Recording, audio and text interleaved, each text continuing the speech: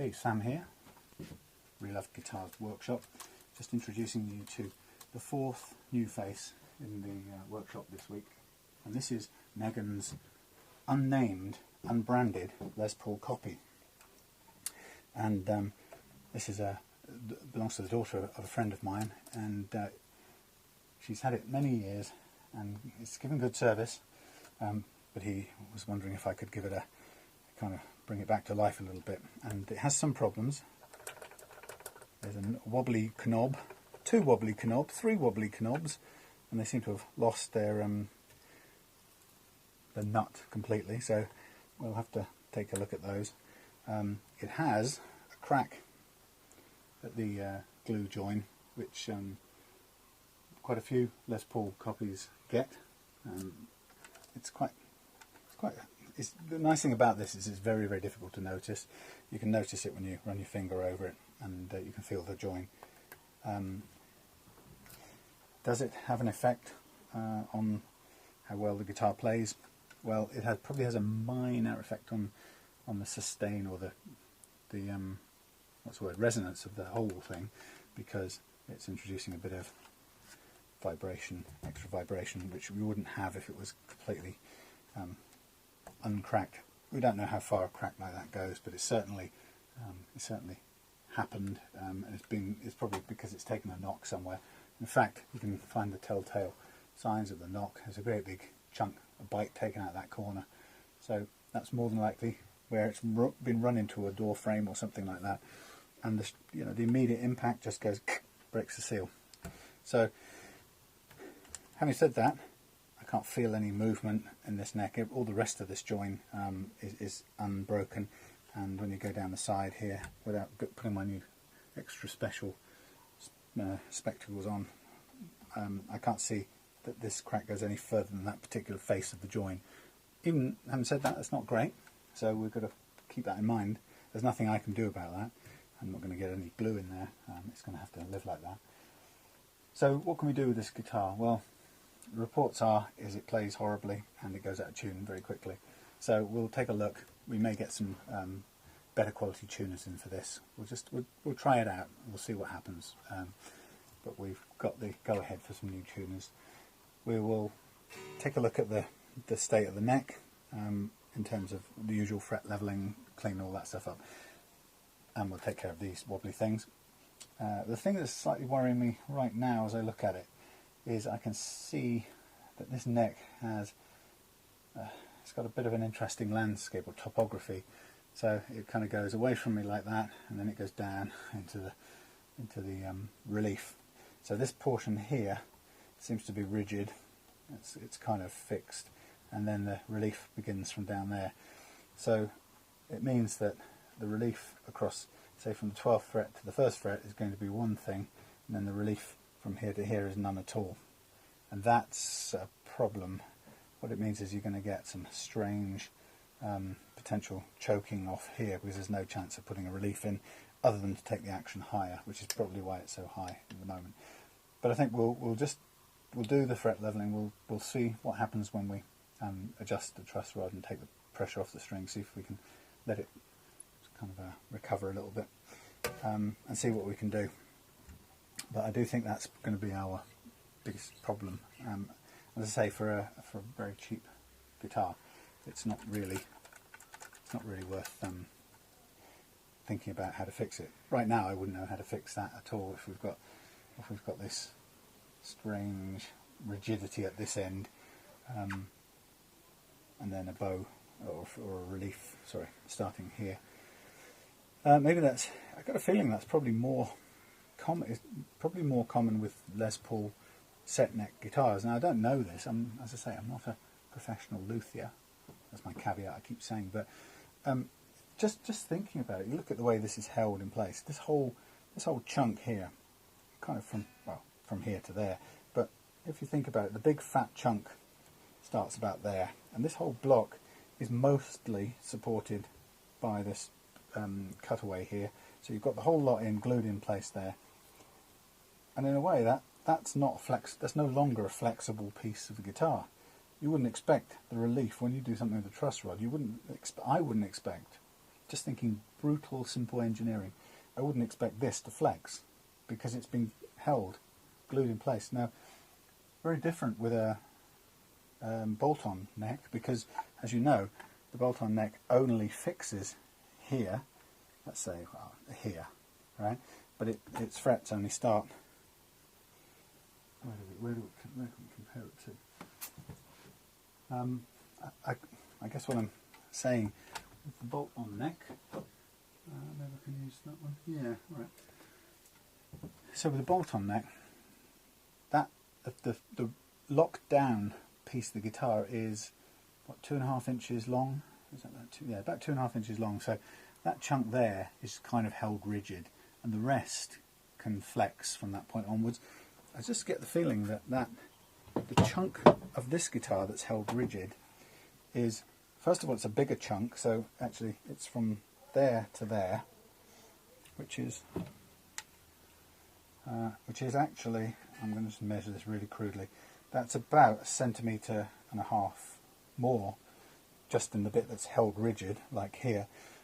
But also, it's a lot thicker as it comes out of here, because of the glued neck dynamics, than this. So it's actually nearly, well, it's not far off, nearly twice the thickness. So it all means that the only place the neck starts to flex is when it's not been gripped by here, and it's not thick, which means it starts to flex from about the 12th fret. And if I look down here, all the way down here, lo and behold, it starts to flex at the 12th fret, which means in this kind of guitar, I think we're always going to see a kind of stiffer, more rigid and inflexible section, probably, as you can see, including the whole bit that's kept rigid by the way it's fixed in glue, right the way down to where it thins out to the same kind of thickness as the Strat neck, which is probably about 12th or 13th fret, about there, let's say 13th to be conservative. So you have a great big chunk of the neck which is inflexible, and that's why when you look down it sort of goes like that. And what it means is, I suppose, if we can't do anything with this, or hardly anything, because of the dynamic of the glued neck, then we've got a whole different dynamic about setting the relief and the action, the playing action. And I think kind of sort of starts to suggest to me why my experience is that it's easier to get a really lightning low action with a bolt-on neck than it is with the glued-in neck, unless we set the relief really flat, so that everything's flat, in which case this is also flat, that's also flat, but then you are at the mercy of kind of buzzing and a less resonant string. So it's all a bit swings and roundabouts. So we'll take the strings off, we'll flatten the neck out while we do the fret leveling, we'll put it all back together and put new strings on, load it, and then we'll see how little relief we can get away with, so that we probably keep it a bit straighter than it currently is, so we don't get that thing going on. Anyway, you could have read a book about physics and it might have told you something different, but that's my kind of common sense working it out. No idea what the brand is on this. It's a Star. I'd be really interested if you've ever seen one. Probably made in the same sort of factory that makes the Harley Bentons and the who knows what, somewhere in China. But it's, you know, in one sense, it's got everything that all of those basic Les Paul copies have got. It's a nice big chunk of guitar. So Megan's guitar. Look forward to giving you a new lease of life, including better strap buttons. That one's okay, but this one's it's sort of waggling around. Needs a different screw in there. So yeah, this should be good. And put some different tuners on, possibly some vintage. Well, actually, don't want to change it too much. We'll go for the Wilco Easy Locks that look a bit like this. But yeah, nice. We'll get it playing.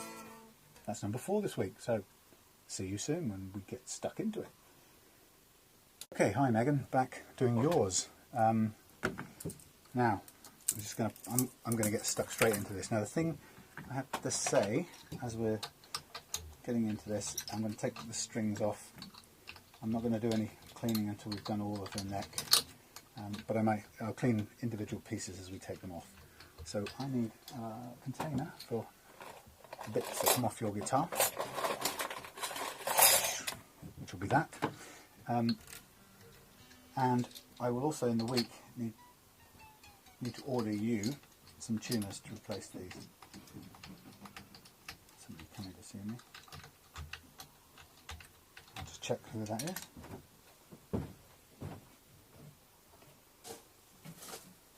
Hello there.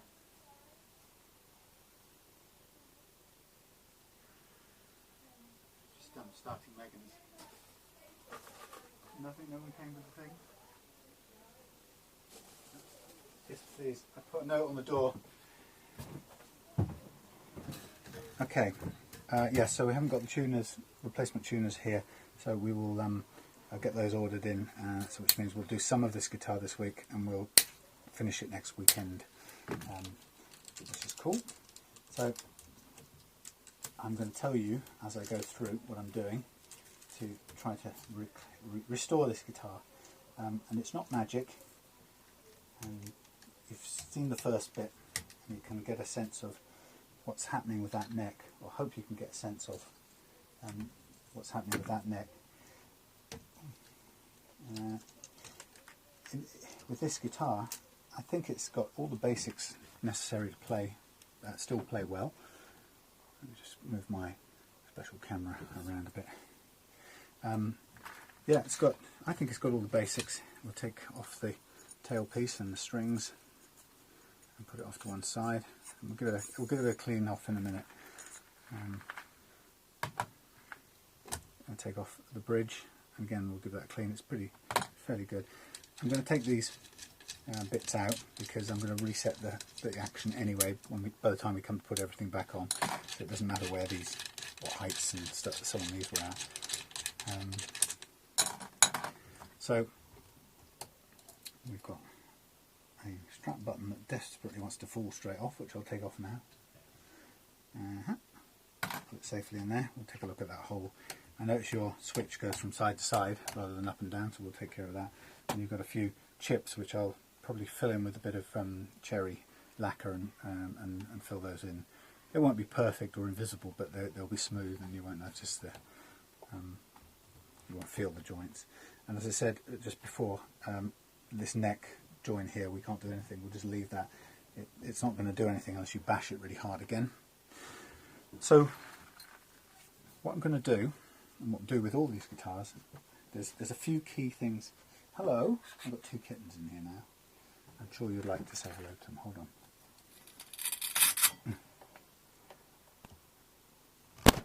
Yummy, say hello. Morris, say hello. Morris is the same age as Yumi. Morris is Yumi's brother, and he's got no tail and lots of fur, and he looks like some kind of weird animal with a pom-pom on it, but he's very sweet, and he talks quite a bit when he wants to be friendly. And Yumi is much quieter, but she has a real tail, so she's lucky.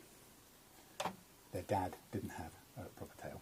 So, okay, so what we do to make these guitars better is we do a couple of things. The first thing we do, the main thing we do, if you like the benchmark or the foundation of the setup, is we level the frets. Now, that means these frets will all be at slightly different levels. That's okay, you can still play the guitar, and the only time you'll notice that is when your strings are quite low, the action is low, and then you'll hear buzzing and choking, and some notes will play several times over. You won't be able to play that note, but it will play, wherever you play it, it will still play this one. That's caused by a high fret being in the way, and as soon as you fret up here, the high fret, the string touches this fret, and you fret there, and it's still the same note because it's really touching that one. You play there, it's still touching that one, play there, and then you play there and it starts sounding a different note. So all guitars have got uneven frets. 100% so far of the guitars we've done in here have got uneven frets, so this will be no different. We will level those frets first of all, and we'll re-treat the frets, so all this wear that you've got from your strings over the years, that will disappear, and we'll refinish all the frets and polish them right back up again. So in fact they'll feel better than they currently do when you bend the strings. That's the first thing. So with a set of really perfectly level frets, then we will make sure the action of the strings of the first fret is correct. And so when you're playing the guitar, the the action set here, how high the strings feel from this end, mainly the action set here, as you know, you'll have adjusted it yourself probably a few times. The higher that is, the harder it is to play here and here. Very often people will try and lower it and they'll have to stop at a certain height, which is usually quite high. And the reason they have to stop there is because the uneven frets won't allow them to lower it any further without getting lots of buzzing and choking notes. So by levelling the frets, we create a possibility for you to then lower the action much further and still be able to play the guitar. That makes the whole thing much easier to play for a start and much more enjoyable to play. But that's not all, that's one part of the action. Down here we've got the action of how the strings come out of the nut and go over the first few frets. And particularly we're interested in how high the strings are over the first fret. And the differences here are really, really tiny. So if it's a 1/4 of a millimetre height over the first fret, it'll feel really easy to play. Your F chords and your Bs and your B flats bar chords, really easy to play. More importantly, on top of being easy to play, what it will do is it will prevent something that often happens on budget guitars, and that is when the string is too high over the first fret, to play an open chord or a note here, you have to really squeeze down, push really hard on the strings to get them to touch the frets here. And that can be as much as 1/2 millimetre too high over the first fret. And if that's the case, then pushing it down so hard causes these notes to go sharp. So, and you can actually test it on I should have done it before we took the strings off. But you can test it. You can tune up to an open E, right, on a tuner, and then you come and press it and fret it so it plays an F, you think. But actually, the force required to press it down to touch that fret actually plays sharp of an F. I know I've got two kittens sitting on a stool now. Listening very attentively. Yes, well they're not looking at me at all. They're thinking, "Where's tea?" Anyway, so that going sharp can be caused by as little as 1/2 millimetre difference in the height. So we make sure that that's exactly right. That will all make the action, combined with this, that you can now lower because the frets are level, will lower the action on here to get it just right. That will all make it easier to play, but it will also make the notes truer so that they're not out of tune when you play those lovely open chords. Then when we've done that, we will make sure that the tuners are good and that they stay in tune. If we'll probably replace them with the Wilkinson ones, and then we will make sure the neck has the right amount of curve in it so it doesn't go like it currently does, but that may not be possible to do much more. So, and then along the way we'll fix these wobbly things and make sure your electrics work in the right order, and then you'll get back hopefully a nicer guitar than it was when it came down here, but still the same guitar. So I'm going to stop, drink my tea, back with you in a minute. So we carry on. Right, first thing we're going to do is to give the fretboard a clean. Now this is all your DNA, so it's not like it's a problem, but for buying and selling guitars, it's a really important part of the process is to clean all the sort of strange goo off. It'll never sound the same again. It'll never sound the same again, but you won't be able to, well, when a really dirty fretboard can be quite off-putting if you've inherited it from someone else and you don't know where they've been, if you know what I mean. Anyway, this is taking some of that off, and it's the best substance in the world to do it, and that is shed rock. It's lighter fluid. It's flammable, so I gave up smoking years ago, so I'm not going to blow myself up. But it is right. It's very inert and it doesn't upset. Well, it's not inert. It doesn't upset lacquer on guitars. Where other substances, which I've got some here, like rubbing alcohol, can do. Even though it's really good as a solvent for getting off sticky labels, the legend is that it will weaken the lacquer finish on your guitar, so you don't do it. I found out from my haters on YouTube. Me, I'm not taking it personally. So that's a quick clean up of the fingerboard, and actually it's great, this stuff, it just gets it so clean very quickly. Now you've got a plastic nut here which is not really a very good material.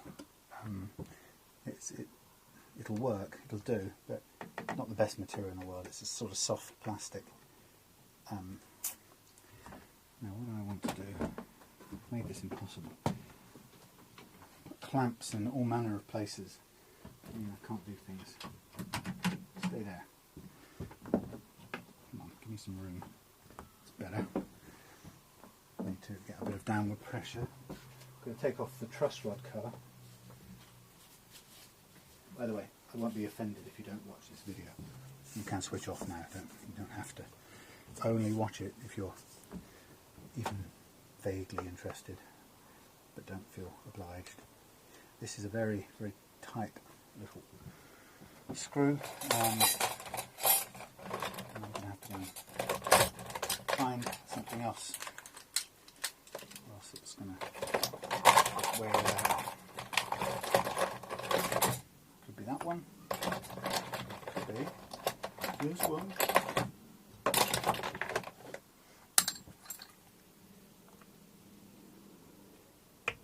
It's about the one time the Chinese screwdrivers come in handy.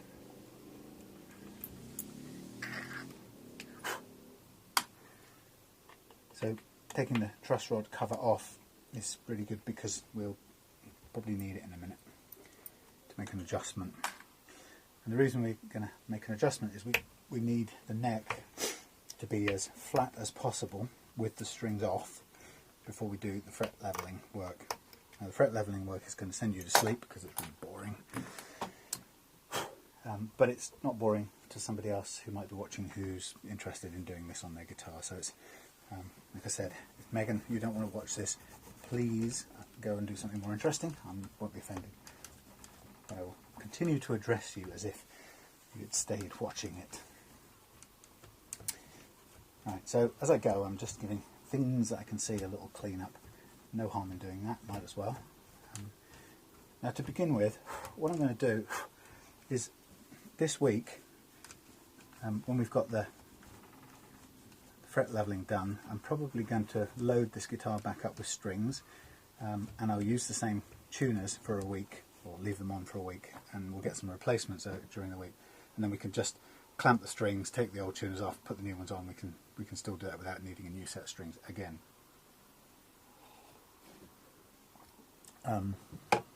So now the thing you've got to remember. That's interesting. What's that? Bit of leftover goo from the fretboard, fingerboard. Right. Thing to always remember, and somebody again pointed this out on YouTube, and it's a fact, and we know it. Whatever you do to your guitar, if you do it lying down, no, not you, the guitar. If the guitar's lying down, then it's subject to gravity in a certain kind of way, and it's not subject to gravity in the same way as it is when you're playing it. So gravity lying down here, right, will put a pressure on the gravity will pull on this neck, and it will make the neck bend that way, right? If we stand it up like this, then the gravity is pulling along a different way along the neck, and it's pulling down still, but it won't make the neck bow. Okay, so technically speaking, anything you do in a guitar should be done on a jig with a guitar in this position, right?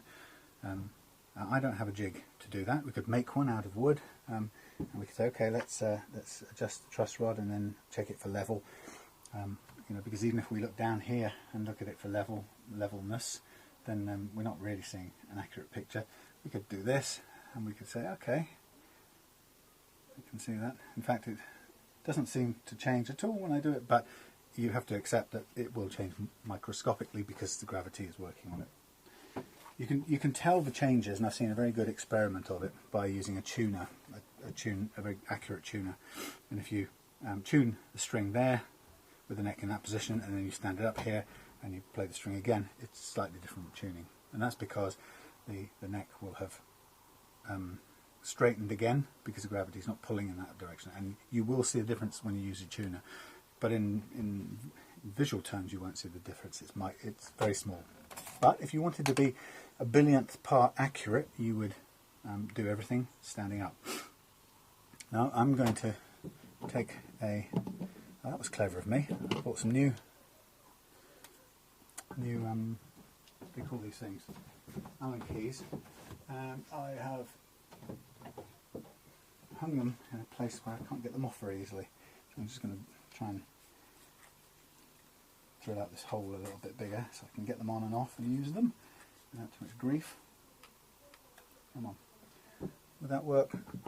Yeah, just about. Okay. So we're going to use an Allen key to make an adjustment to the truss rod. And I always have it written down because I tell myself I can't remember these things.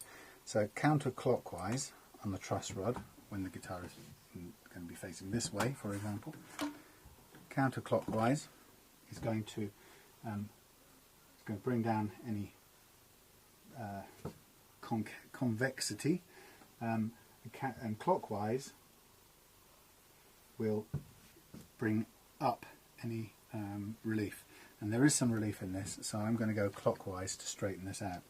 And I'm going to try to start with, yes, the right one. Okay, so clockwise to bring the bend out of it and level it up. And your truss rod is very stiff, probably because it's not ever been turned before. The other reason, by the way, we'll leave this for a whole week is because doing any kind of lacquer repairs here will take at least a week, well, ideally a bit more, but we'll leave it for the whole week for the lacquer to cure before we sand it down. So I've done a little turn and I'm now going to look and see what's happened to the neck, and actually that's pretty good. That's leveled the neck out and it now looks a lot better. You don't really notice this first sort of rigid part of the neck. So altogether now the neck is level because we don't see any bow starting after the 13th fret or so. It really is marked. In fact, if I was to put a guess on where it starts, I would say it's there. And lo and behold, it's exactly the 13th fret.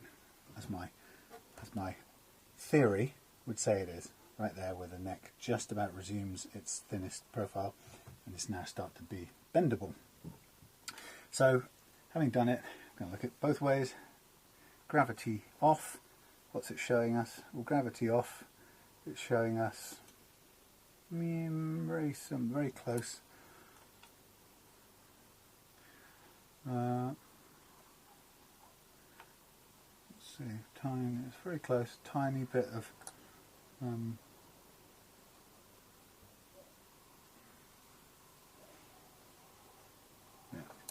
Very close. That'll be good enough to work on. So, I know which one I need for doing that back at the end of it.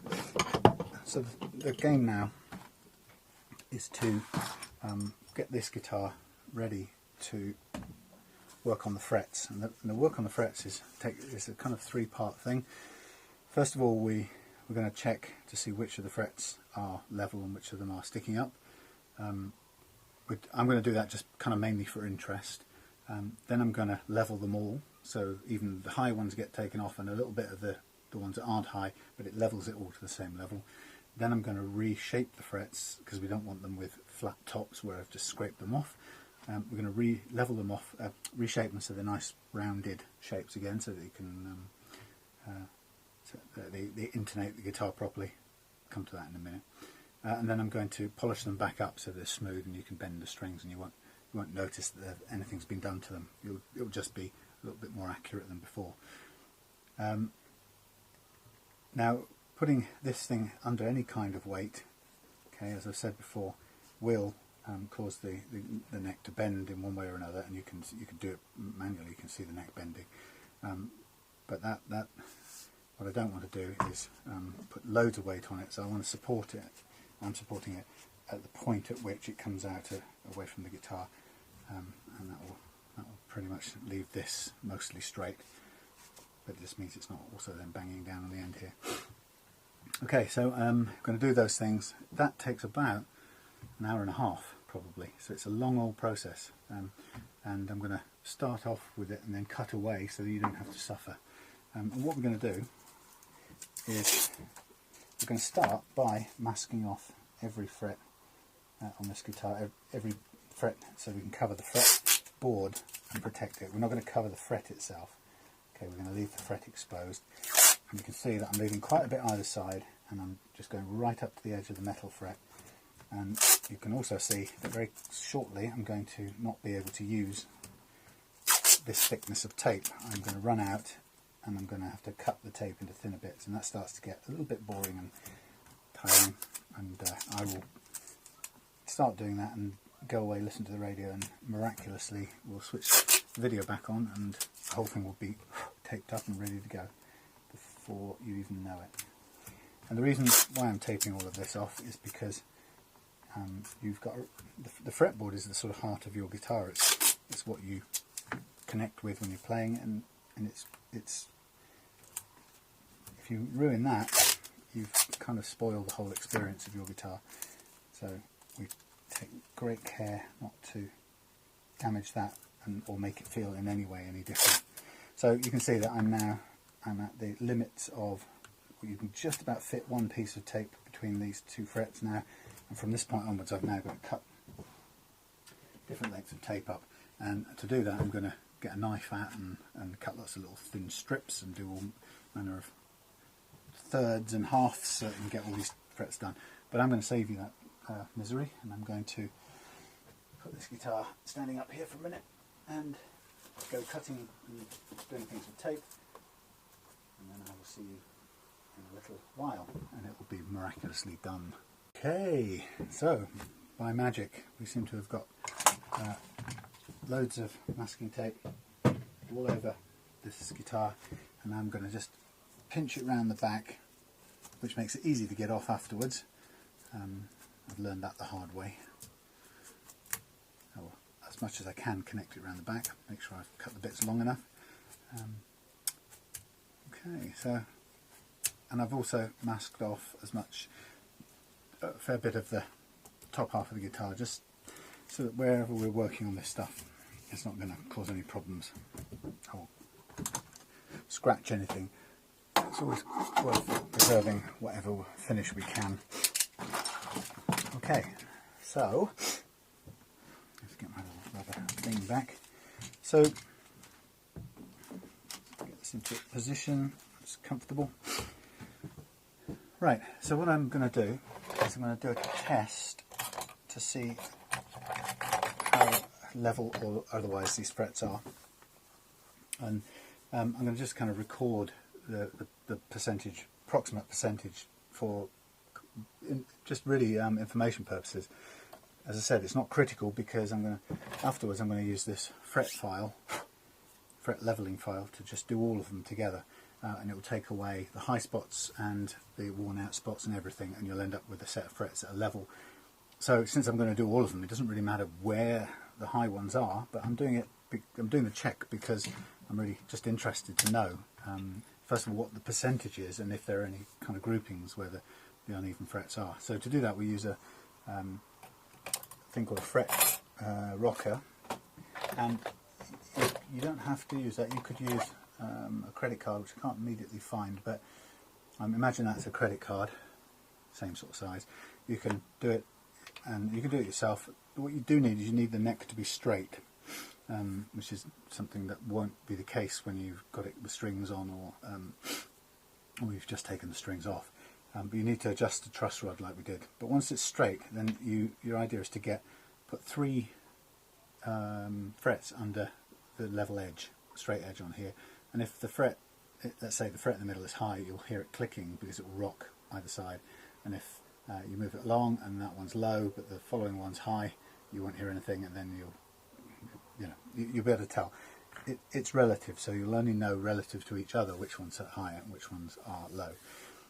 So I'm going to use this fret rocker, and it has different length sides because it recognises that it's designed to accommodate the fact that these frets get closer together as we go further up. So I'm going to end up with the shortest side up here to make sure there's only ever 3 frets underneath the rocker. And so I'm going to mark as I go with a pencil to begin with the uneven frets. So I'm going to start at the full length side, and I start on the first fret that it's possible to mark on, and it's obviously I can't check that one because there isn't another fret on the side of it. So I'm just marking now what I find.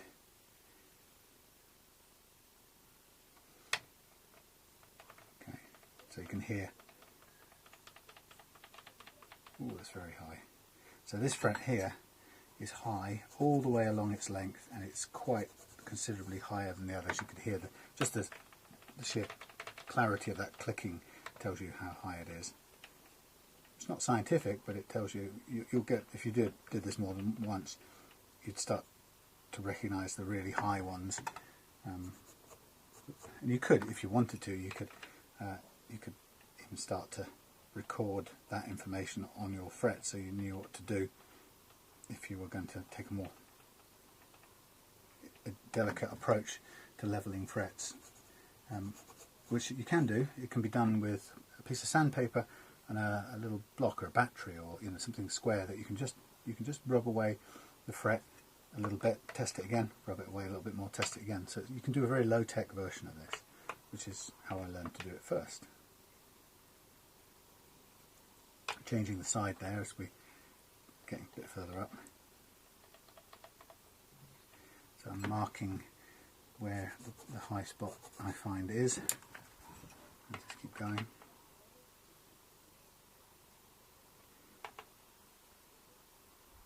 I can see on your frets the strings, the windings on the strings, or the windings on the strings have cut little grooves into the frets, so they undoubtedly will have made them quite scratchy to play, and bending strings will probably be a little harder.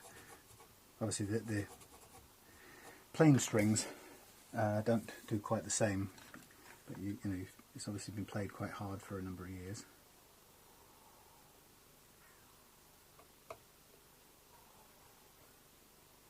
Sometimes you'll hear my neighbours on the audio for these videos.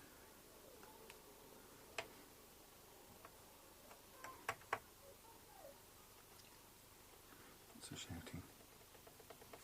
Whoa, that one's really high. Again, this is really for kind of reference, mainly. Hello, Thomas. Bye, Thomas. Hello, bye. Have a good play. Yeah. You too. See you later. Thank you. Ta-ra! Okay, we're about to hit the spot where we need to change over the flat edge we're using.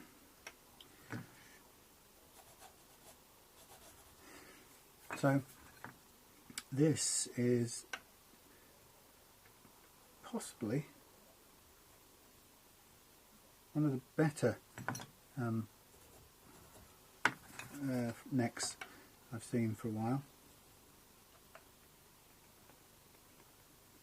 Although some of the frets that are high are very high.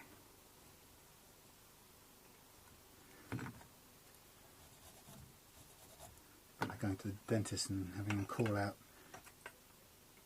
bits that are wrong in your mouth. Yeah, so now we're kind of hitting the level where pretty much every fret has got is high relative to the ones around it, and that's almost all the way across. Just sort of flattens out a bit and then starts up again.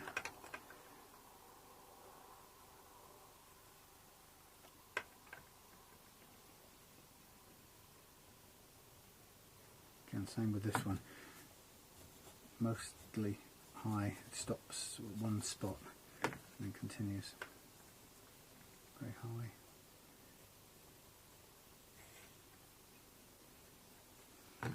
Okay, and what I'll do is I'll count the number. Right, that's it. I've run out of frets. So of the numbers we counted, so 1, 2, 3, 4, 5, 6, 7, 8, 9, 10, 11, 12, 13, 14, 15, 16, 17, 18, 19, 20. 20 frets, and we have got 1, 2, 3, 4, 5, 6, 7, 8, 9, 10, 11, 12. 12 out of 20 is the so that's 6/10, that's 60%. So it's pretty standard. And I'm writing on there. I'm also going to mark it up a little bit because I take a picture of it. It's like a CSI or something. But it's quite interesting just for my reference purposes. I can always go back and compare guitars. Because not because there's any real massive advantage in doing that, but I find it quite interesting to know, to see over time if there's a pattern in the degree to which one manufacturer or one model of guitar or one factory or whatever produces different quality of frets. So I'll just take a quick snapshot of this guitar, and I can see it says 60%, and I know that it's a no brand. I better take a picture of that just so I know it's no brand. Right, okay, so we're heading towards starting the process now. So what I'm going to do now is I'm going to mark up with a black permanent marker. I'm going to follow the marks I've made on the paper with marker pen, and I'm going to just mark all of those spots.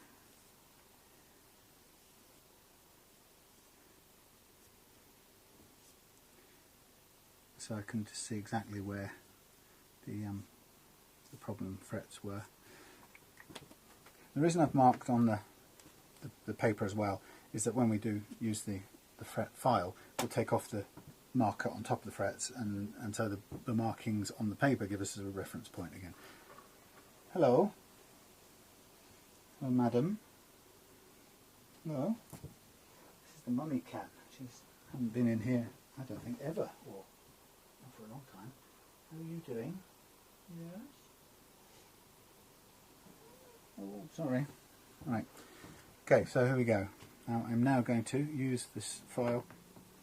What are you growling for? Oh, so sorry. There's nobody else in here. She's been really annoyed at her kittens who've now grown up, and she really doesn't like them anymore. She wants them to leave home, I think. Anyway, I'm going to put this file flat on the frets here, and I'm just going to go down the neck to the end, and I'm going to go down the neck to the end again, just to make sure I've got right to the edge. And I keep on going, coming towards the middle of the neck, and then more towards the side I'm on, just so I can cover the whole width of it. And I'm just quickly looking around to see what I'm hitting and what I'm not, and I can see where I've taken the black marker pen off the top of the fret.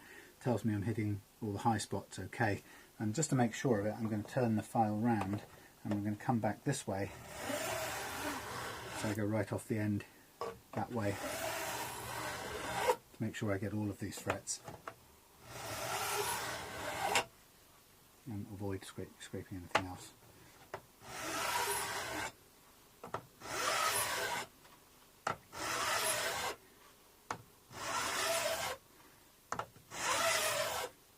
And then edge, right at the edge, and that will be enough. So what I'm going to do now is just quickly brush off all the metal, what they call it, swarf, the little shavings.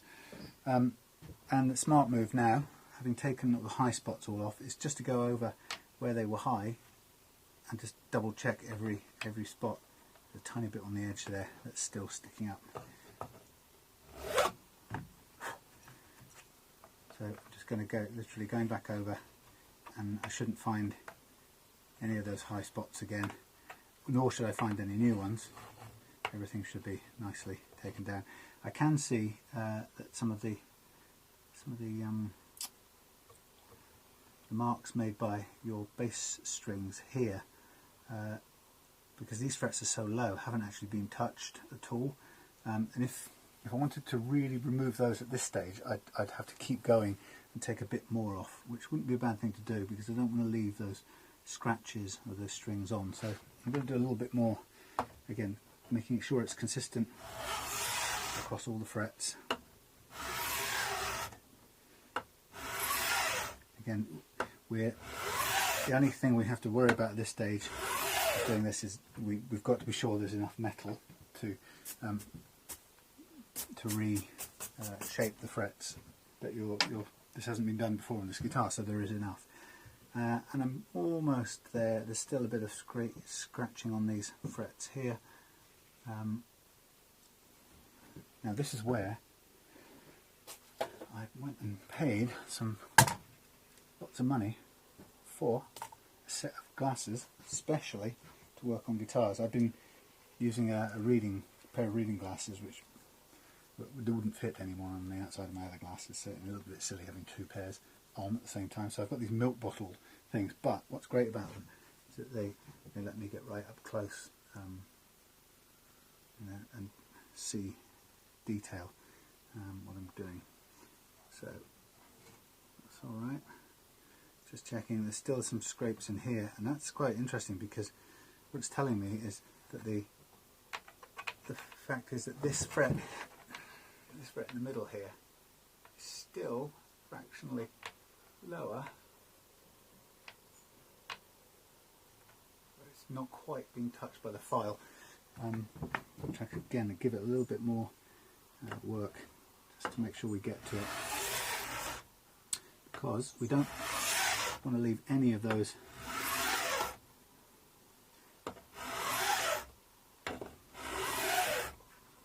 wear patterns in there. Okay, and I think it's amazing. It's amazing how we're missing it all together. Incredible.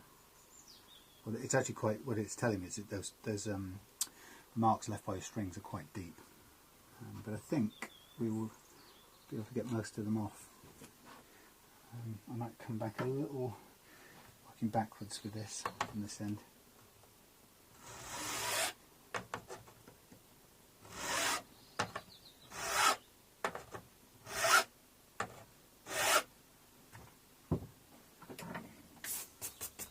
Right, I'm going to stop there and we'll take off. If we haven't got enough off there, we'll polish that out. That is quite something. I don't know if this has been caused by this. I don't know if your guitar has fallen over or something and bashed the strings down into the frets. But this is quite some. Yeah, I can't give up.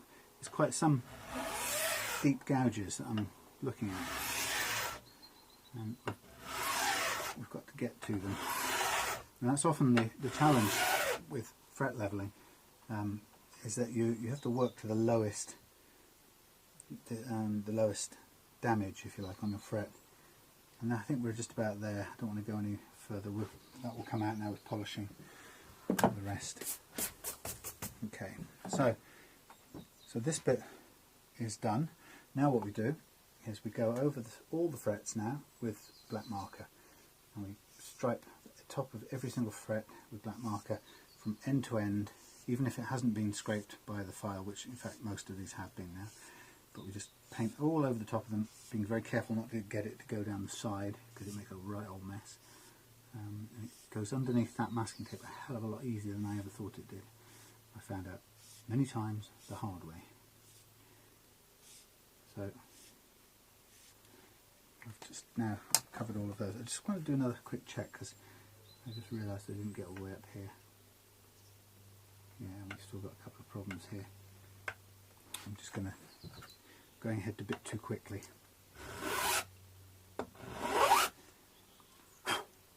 Just going to make sure that we've got rid of these edge wobbles. Okay, we have. Right, go back and remark this. It's ready.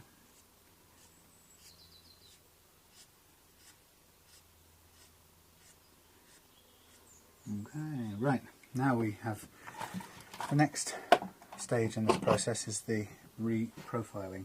We take the crowning tool and we're going to use it to reshape the fret, and it's quite a powerful tool. It's got a diamond edge on it, and we just have to run it over the top of the fret without putting too much weight on it. And what it does is it cuts away at the shoulder of the fret, and in doing so it reshapes it to leave it into a nice sort of humped shape that it was before, before we took a big file to it and put a great big flat spot on the top.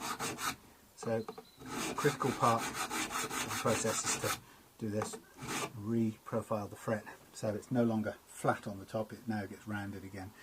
And that's really, really important, because if you don't do that, you cause all kinds of intonation problems, because the sort of key part where the point where the string sits on the fret gets moved as it goes to the edge of the flat spot. And even though that's probably only 1/2 millimetre, it could be up to 1/2 millimetre or something like that, it's enough to throw the intonation off, so that the notes you play suddenly don't sound good anymore. So we don't want that to happen. That's why we're reprofiling it, crowning it, as some people call it. And this is a pretty expensive tool, about 60 quid or something like that. But it's really does the job well. So in this process then, we have not only levelled your frets, we've also, in the same process, we've used that to remove the dents and flat spots and worn out bits in your frets that you get from either damaging the frets one way or another, or you might drop the guitar. And, I had a guitar the other day that had a chip taken out one of the frets where it had fallen over and hit something metal. Possibly even the string had been pushed into the fret. But it was a very deep gouge, and I had to take all the frets around it down to the same level to remove that chip. But that chip was stopping the strings bending, and it was horrible. But there was enough metal on the frets to do it. So we came out with really nicely reprofiled frets, minus a horrible gouge. So it plays really nice. So this takes off quite a bit of material. That's vital to do it.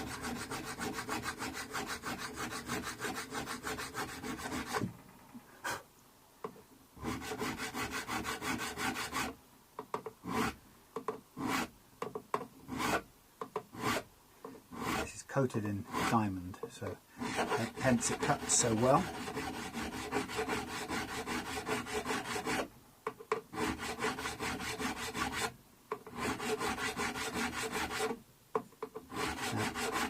After this, we have kind of one final major process to do with these frets, and that is we have to polish them back to kind of a smooth playing level, so they're shiny and the strings ride over them really smoothly. And that is quite a time-consuming process as well. So this is where all the time is spent on doing this work. On doing that, getting the neck right, you can see how much time, you start to see how much time is spent on the fret levelling part of things. Because you can't level it without reprofiling it, the frets, and without then polishing them back up so they play smoothly. But it's why I think it's why the setups that I do on these things work usually quite well, because even though the guitar's playable before, you're going that extra distance to make it even that much better. And you'll see that the playing action on this will be so much lower when you get it back. It will only really be because we've done this. Because without doing this, you wouldn't be able to set the action any lower, because the strings would be choking or buzzing.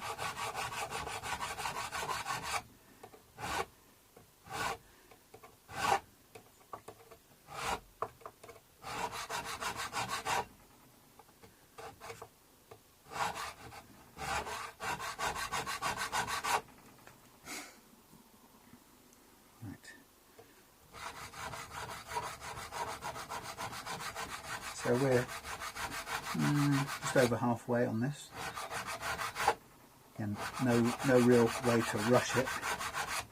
This isn't a job for you if you're not patient, I'm afraid.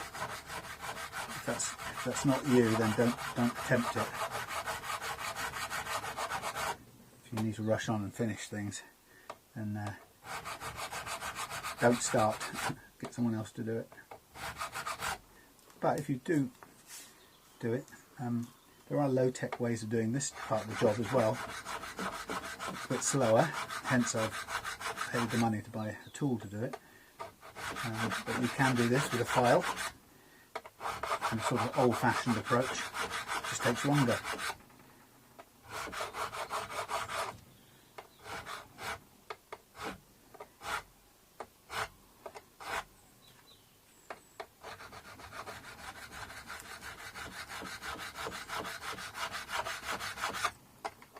So after this, the next stage in this process for me will be the polishing. And once we've done the polishing, I'm going to leave the neck for a minute and go on to looking at the electrics and checking why the pots are spinning and seeing if we can put that right. I'm just making sure everything plays, but we'll have to take the back covers off to make sure we can do things up tightly again.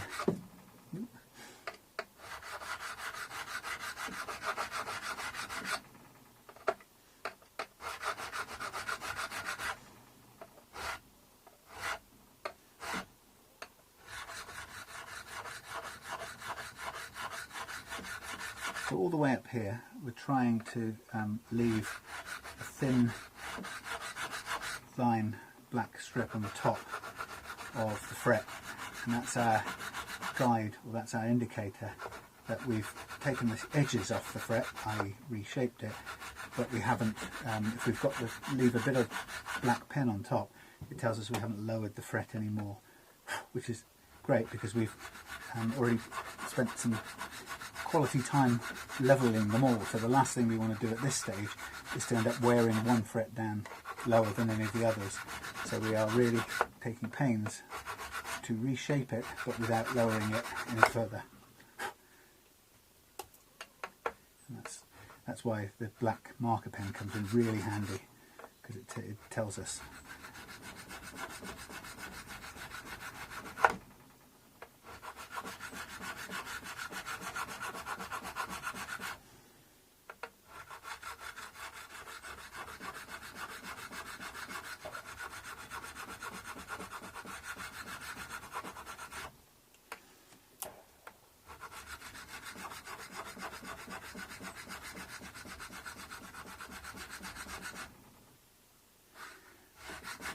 Okay, coming up to the last one now.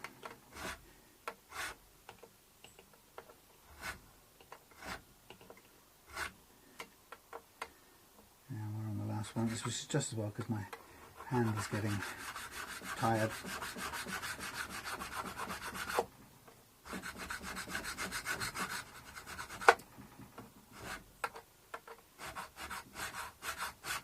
Okay.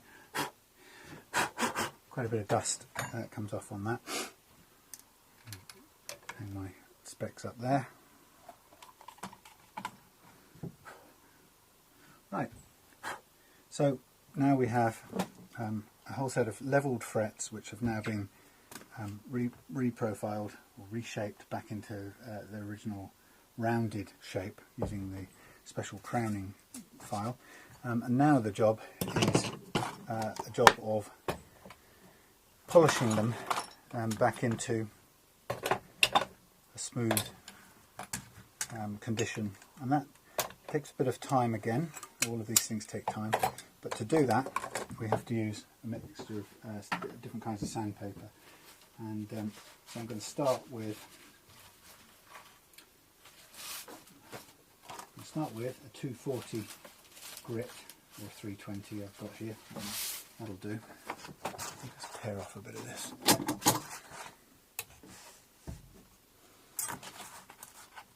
And this is the part of the process that I've been experimenting with for every time I do it, to try and find the right combination of things. And I haven't quite got there yet, but I will eventually. The challenge is to get. You've got to start with a quite harsh paper, and then you've got to go finer and finer until you eventually use the micro mesh papers. Now, I'm out of 1000s yeah, until you finally end up using the micro mesh paper, which then you run through the grades until you end up with a pretty shiny finish. I'm going to put this other light on now. Right, so at the moment I'm going to go from 320 to 600 to the micro mesh filters, papers, sitting there ready to go, and I've got my foam block which I want to use, a slightly pointed one when I get to there. Right, in fact I'm going to do several. I'm going to break these into two because I might have several that goes at it. Right, so we're starting with the 320, which is quite an abrasive paper, and there's a risk that if you stay on one fret too long, you'll take it down lower. This strength of paper has the potential to take off so much metal if you stay too long in one place that you end up with a fret that's now lower than all the others.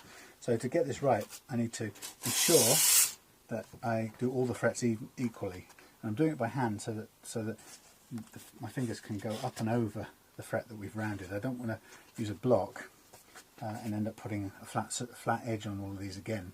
So I'm going to use my hand, or use my fingers to allow the paper to go up and over the fret, and we just do as much as we can, the same amount for all the frets, so that however much we're taking off in this process, we're taking off a consistent amount.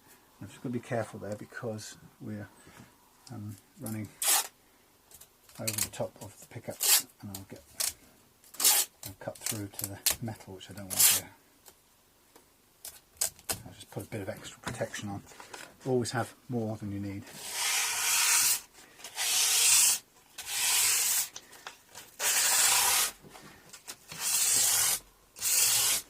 I'm not sure how good this sandpaper is, but you can use it wet or dry, but I'm just using it dry because I don't want to gum up all of this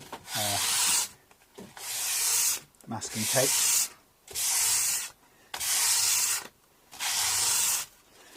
Now what we're trying to do at this stage is the most important bit at this stage.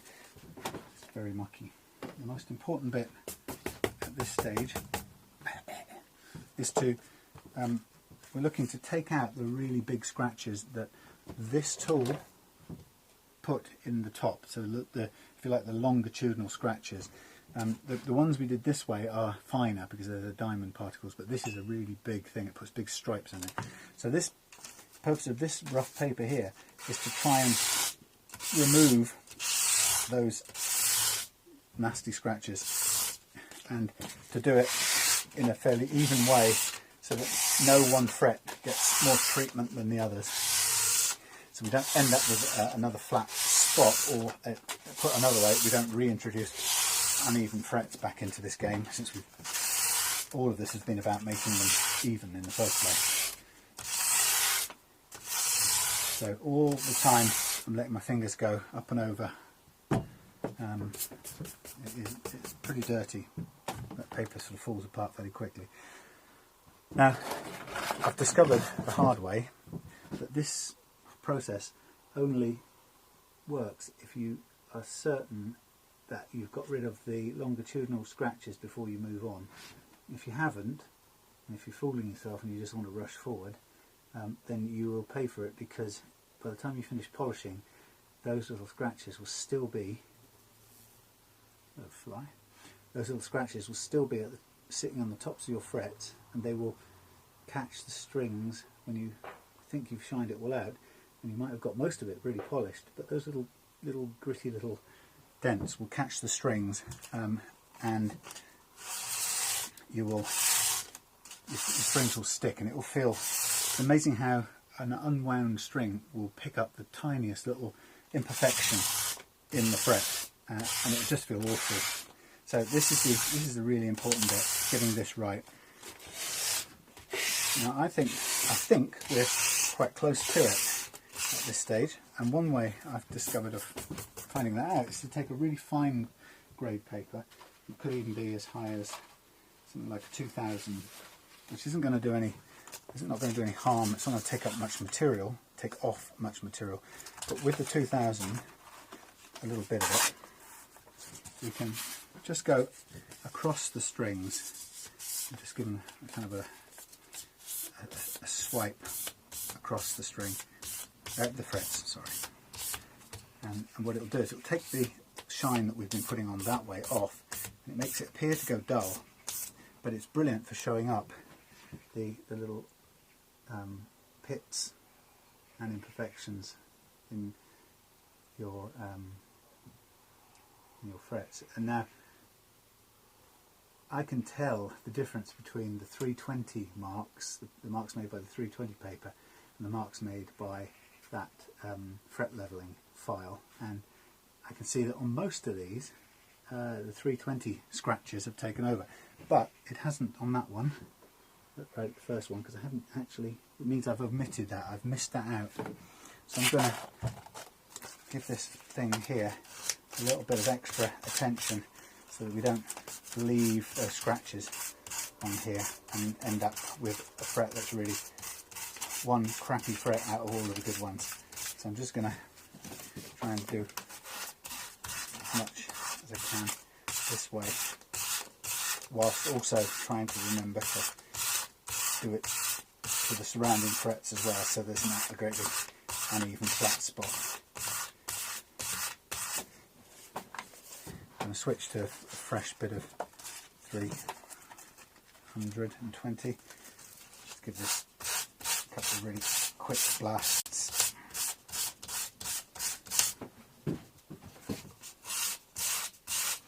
It's always the way that these first and last frets always get slightly overlooked. It's just something about the nature of when you stop, you come to the end of a run, you know, you either don't put the same pressure on, so you have to sort of bear it in mind and pay them a bit of extra special attention if you're going to get them to work as well as the rest.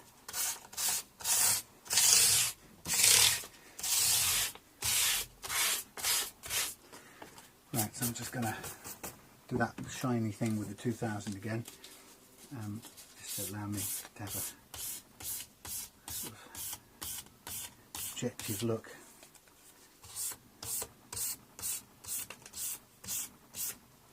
What that does is it seems to make the holes stand out, the ones you've really got to take care of, and they jump out. So I'm seeing at the moment that looks alright. It looks like pretty much everything I can see on these frets now is the 320 scratches going that way. And it's really important to be sure of that before we move on. So now I can move on to the 600. And that's going to make the scratches even finer. But now I'm going to use this pointed block, which is still kind of doing the thing my finger was doing, going up and over every fret. Making sure to pay this end one some attention.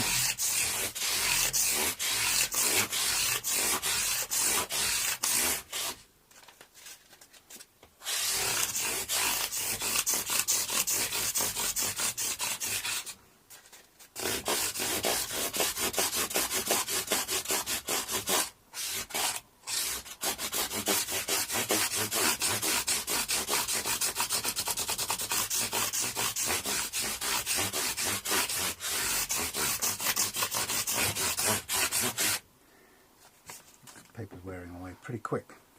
I've got a cheap batch of sandpaper.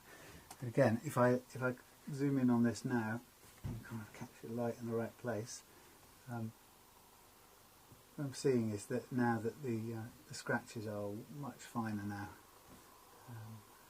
I'm kind of looking at as it should be. We're now seeing that the 600 grit is kind of much finer particles of grit, and now we are starting to get these things into a sort of shining state, heading towards the polishing. And of course what we're just doing is getting finer and finer and finer until eventually the scratches are so fine that you can't feel them or see them.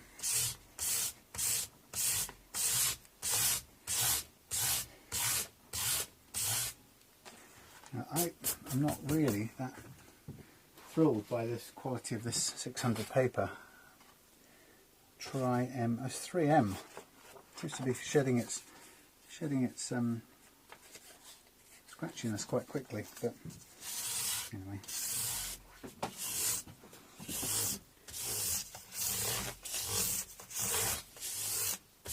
Okay, so I think we're now just about ready to move on to the good old micro mesh, which is a sort of rundown now from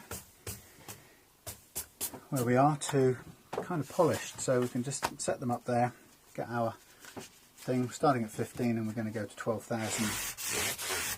Again, just spend some time backwards and forwards. This lasts better than the paper because it's a lot stronger, the cloth material.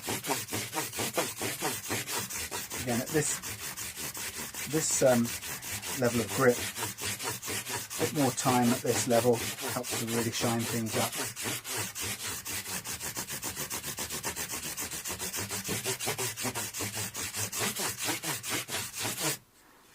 And then on to the 18, and so on and so on.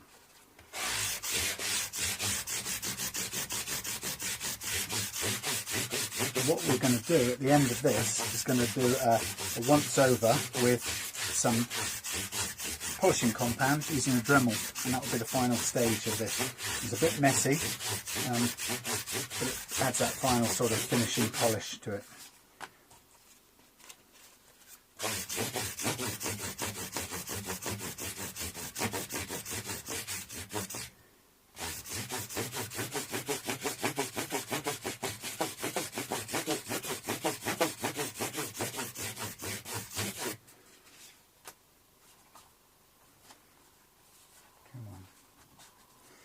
Right, just whizzing through 3,200.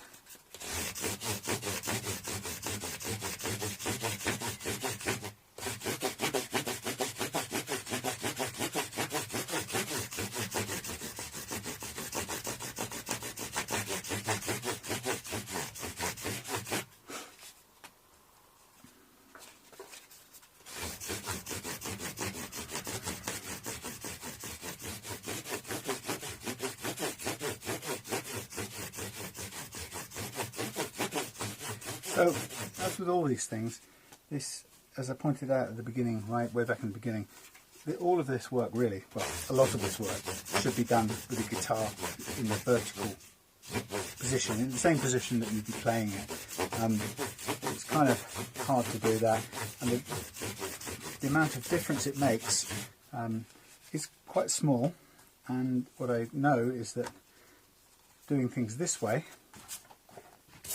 quite considerably improves the guitar from the condition it was in before.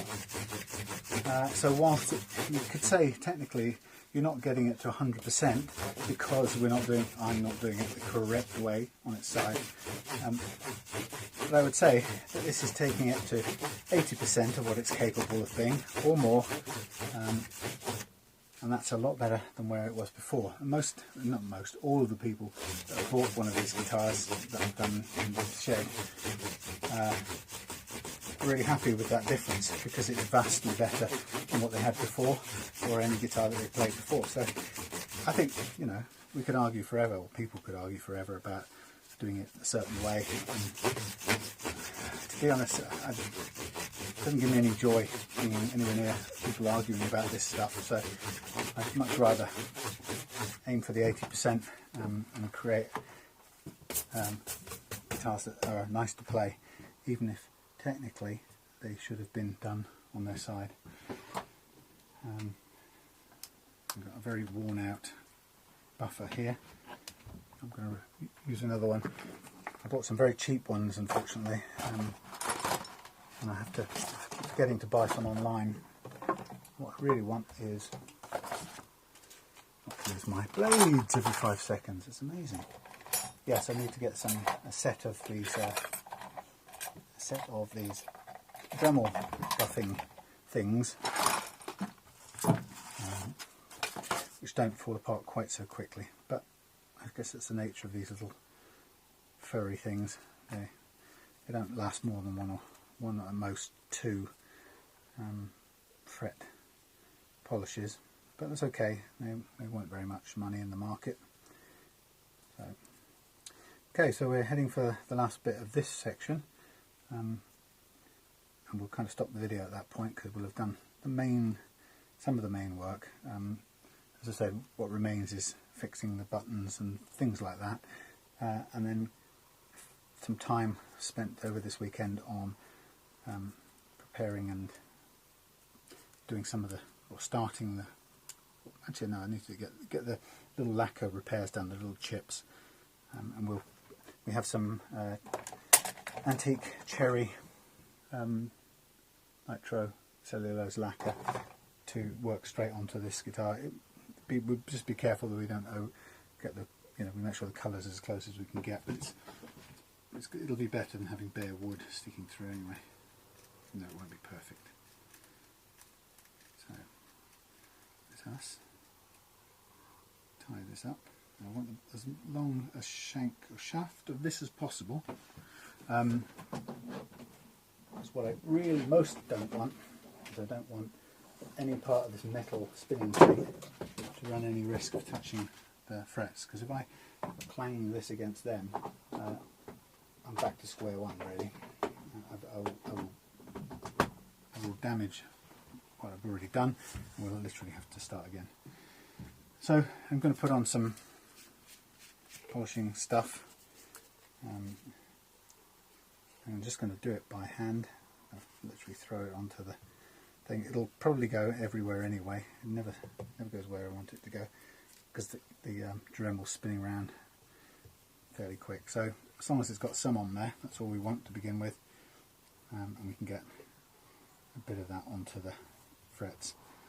Okay, it's about getting it on quickly so we can get going, and then having a grotty old cloth to wipe it off with, and we'll need that actually again in a minute. Right, to get a bit noisy for a few minutes.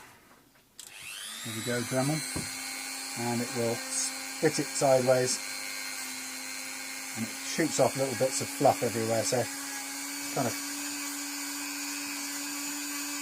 I wish there was a better tool for this, but I haven't found one yet.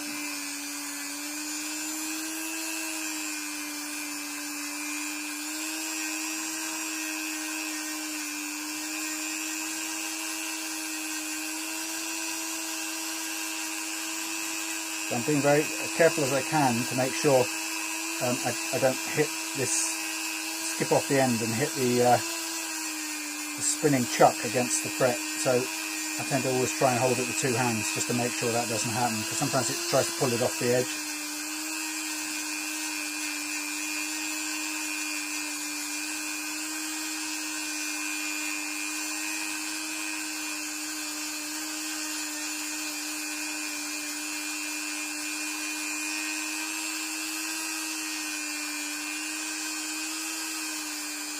Loads of little fibres going everywhere. It wears this thing away pretty rapidly. And so we might get two polishings out of this one disc.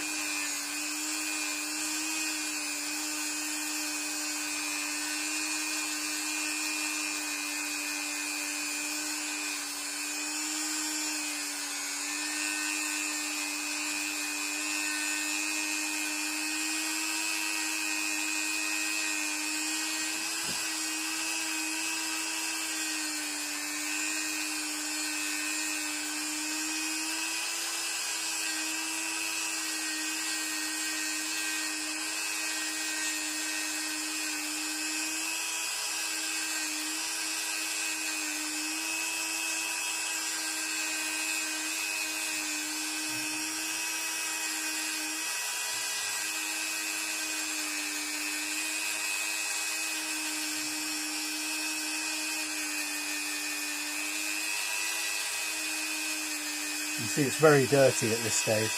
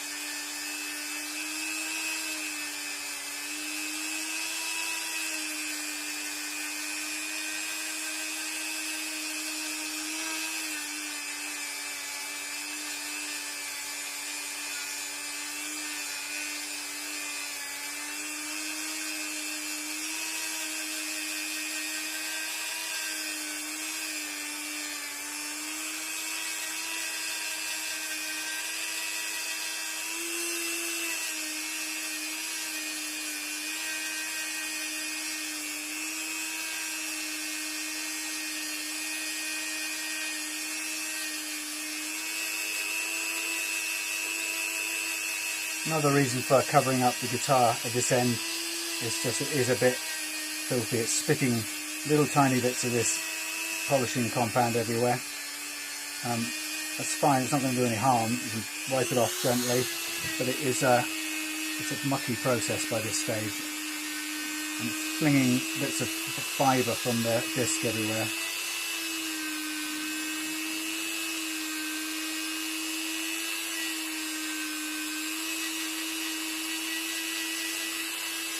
And in a sense, the more you push it down, the quicker it breaks up. No surprise.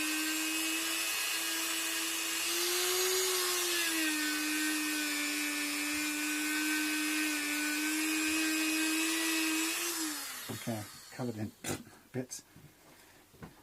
Hang that up there for a minute. I'll get the bulk of this nasty goo off. Just for a second, I'll take most of it off. Again, we'll need to clean the whole guitar in a bit. So we've done. Now the trick now is to get all of this off. So pulling these little tabs, I found, makes it easier to get the paper off than just sticking them directly onto the neck, wrapping them around each other, because that seems to end up getting very stuck. And sometimes you might get tempted to use a blade or something to prise them off again, which is the last thing you want to do, because you'll end up damaging the lacquer or somewhere on the neck. So again, more patience required to get to the end of this, but you can see underneath this filthy coloured tape, you've actually got a very clean fretboard, and we're going to give it a quick clean over again anyway with lighter fluid, just to make sure we've got all the goo off that we can get off. When you do get the tape sticking around the back, just use a fingernail. If you haven't got a fingernail, use something, I don't know, plastic but not metal, if you have to. You know, there will be gunge, and there will be some residue from the tape, so you will need to clean things again. But have faith, it will be very nice and clean and shiny. But of course, more than anything else, what you'll have that you didn't have before is frets that no longer have metal kind of scratches from where your strings have been wearing them out. So you won't have those dents and gouges, but you'll also have frets that are level that they weren't before, and you won't notice that just yet because you won't be able to see that they're level, but we will notice it when we come to restring the guitar and start setting the action. So now I'm going to pull up some of these big chunks of paper and pull stuff off en masse. Better to take the time to protect it all than not to protect it. I'd rather spend more time at this end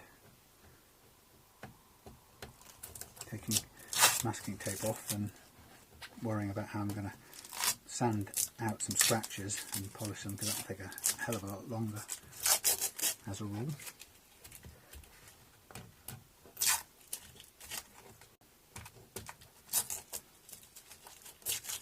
Come on.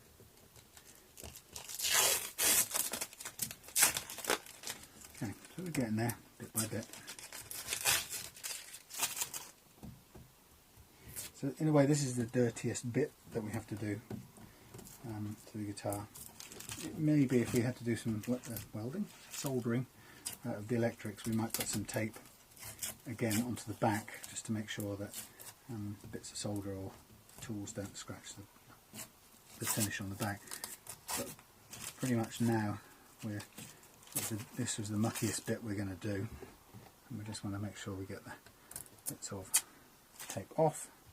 And then also, by this time the surface we're working on is fairly mucky too, so always bearing in mind this will never be perfectly clean as we finish the whole thing and giving it a good rub down.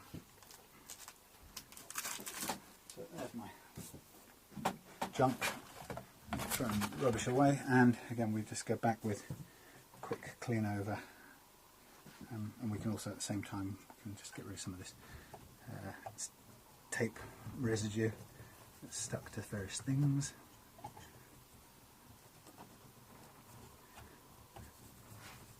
And there's sometimes you'll get the, not marker pen, but the polishing compound will go down the side of masking tape a little bit, so it's good to give the frets and fretboard and the frets another clean with light fluid, because you'll pick up all that dirt and get it out of the way so it looks nicer. So there's our clean fretboard. It looks really nice actually from where I can see it. I'm just going to do these edges here a minute because they've picked up loads of gunge, as they will.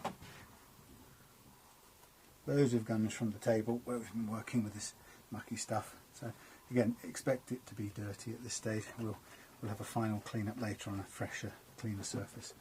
But that's not a bad place to get to today. We have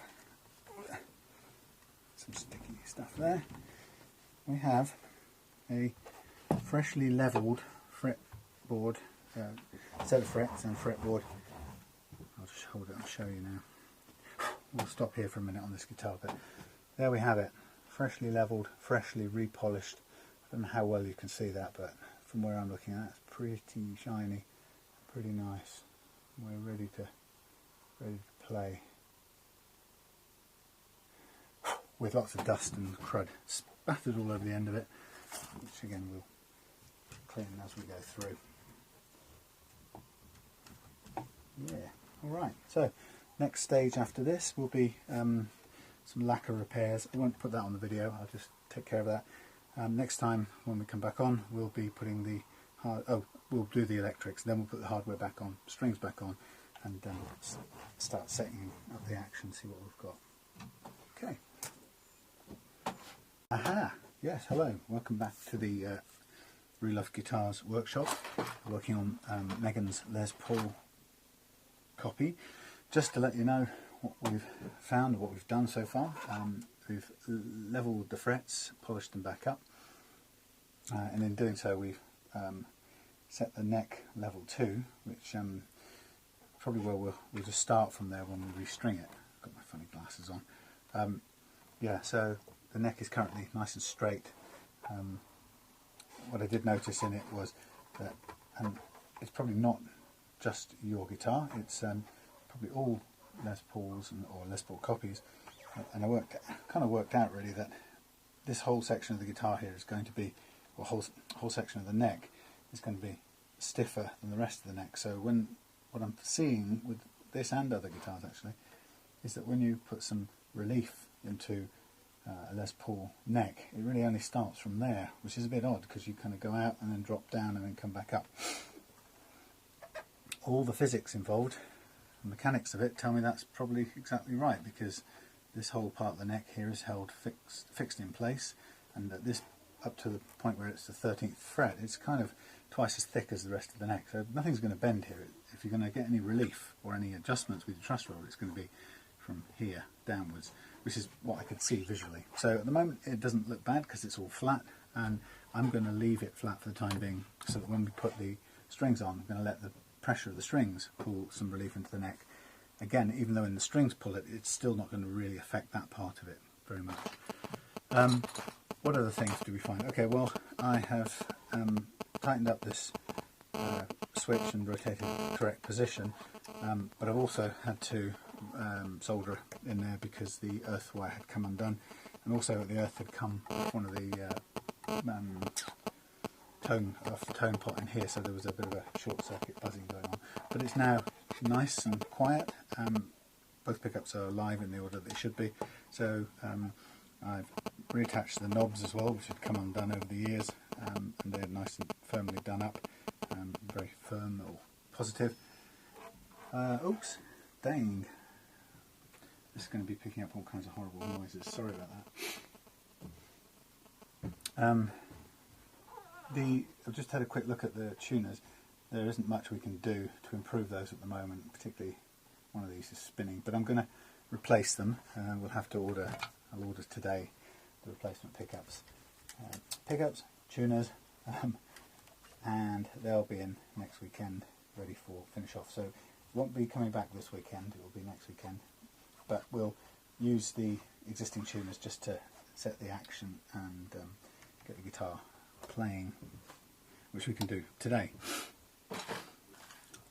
So this will be the next bit. So once we've got the guitar set up and playing nicely, then all that will happen is I'll do a few repairs on here, a bit of repairing on here, and then we'll leave it cure or dry all over the next week, and next weekend we will combine changing the tuners with just polishing out those repairs, and then we'll be ready to bring it back up the following week. So yeah, nothing too complicated really. And what am I doing now? Oh yes, well, I'm going to put back on the various bits and pieces. I'll just give them a quick dust off before I do. I'm not going to put that on yet, the truss rod cover, because I'm going to need to make adjustments, but I do need to put, we'll put the thingy here, whatever we call it. That's interesting. It's got little clips. I've never seen that before. Little clips to stop it falling off. How clever. Most Les Paul tail pieces like this just fall straight off when you pull the strings off. This one has been specially done to prevent that. It's a bit of intelligent design going on there. No. How come is this still receiving e-text and things? Well, set to airplane mode. Right, so here we go, just giving this a little bit of a clean up. And sometimes when this is really dirty, I'll take this whole Tune-o-matic bridge apart to get the real grime out. But this one, to be honest, this one looks fairly cool as it is. So first of all, in go the tail pieces, and we're going to start by winding them pretty much all the way down in both cases, and then we're going to come upwards from there when we see what the action is like when we put the strings on. Spare bit of string. So the tail, the stop piece goes on first, and then the posts for the Tune-o-matic bridge. Which apparently, if you've got a real Gibson Les Paul, one of the differences is that the posts for the Tune-o-matic bridge don't have screw slots at the top. They are they only work by rotating the little thumb screw, or the little, what do you call it? I don't know, what do we call it? We call it the threaded thing.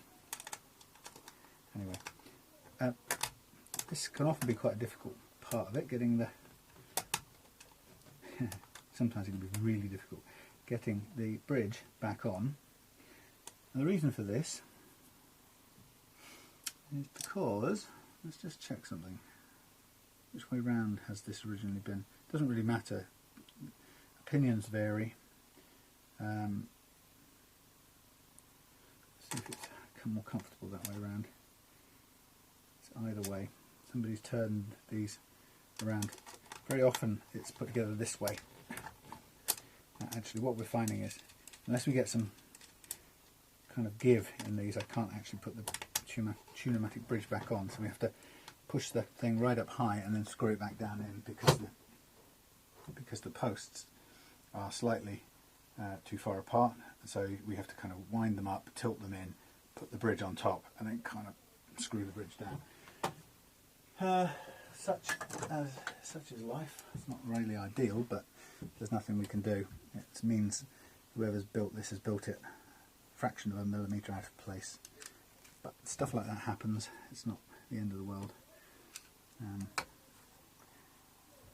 I've done it on the guitar that I built, but then I should expect that. I'm an amateur. These guys are the factory.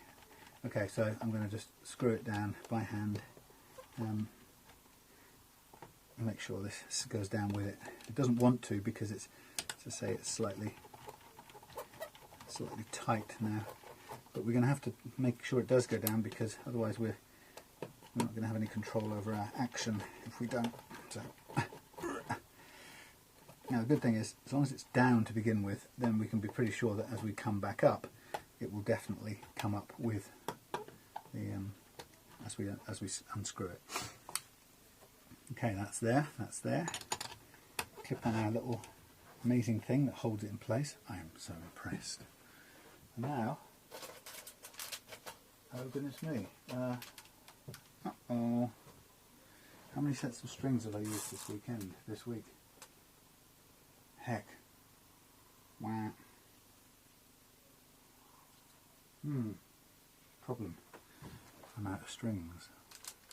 I've got one set left and this guitar isn't going to go back. Right, I'm going to hold. I've got to do one more guitar and I've got one set of strings. So that means I'm not going to set it up beyond this. This is cool. This will all... birds. This will all hold in place. What I will do, and I'll do it off camera, just for the sake of it, is to do the little repairs and then I'll hang it up and we'll do the restringing next weekend as we change. We'll do it all in one go, change the tuners as well. In which case, I might as well take those off now so they don't hang around for no good reason. I could put... I've got a few sets of other stuff. Let me just think. I've got some old strings that I could use just to do the setup. Let's keep on going since I'm here. I've started, so I'll finish. Yeah, I can use old strings for this, and then I'll do all the setup stuff with old strings, and we'll replace them next weekend. So, apologies, but as you were, as they say.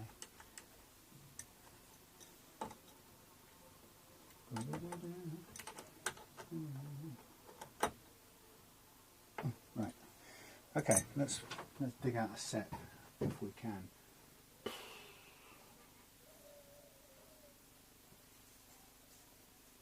see what we've got.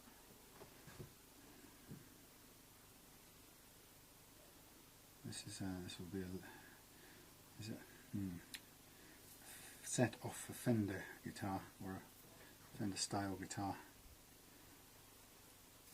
The hard part about reusing strings is mainly that they're tend to be all a bit tangled up with each other.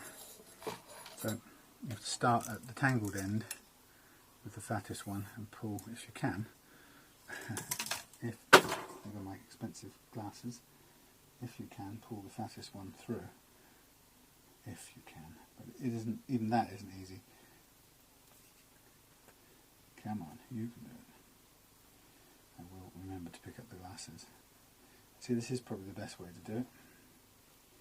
Pull out the end with a barrel on it. Meanwhile, I'm just going to hang these out of the way. They don't go anywhere. Please. Thank you. Right, let's see if we can make this work for the purpose of setting up this guitar. Ooh, yeah, I can live with that. Not ideal, but we're not going to try and play it much. Just going to set it up. So,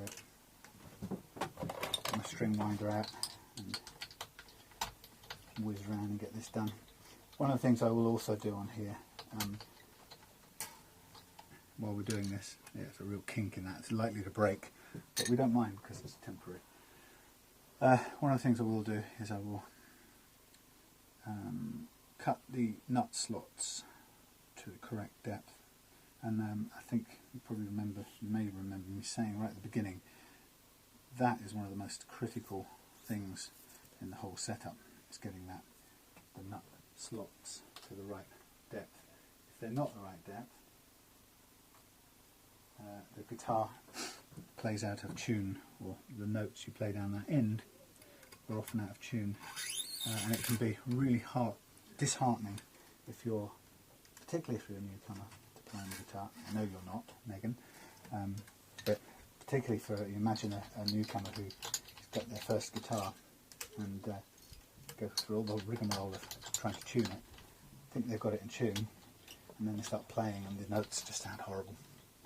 And in my experience, even experienced guitarists tend to blame themselves for that, because you just can't imagine how an expensive, or even, not even expensive, but you don't assume that there's something wrong with the guitar, particularly if you've bought it from a shop or you bought it new. Not saying that everyone does, but just that we tend to blame ourselves. We think it's our crap playing as much as anything that's the problem, and it's not.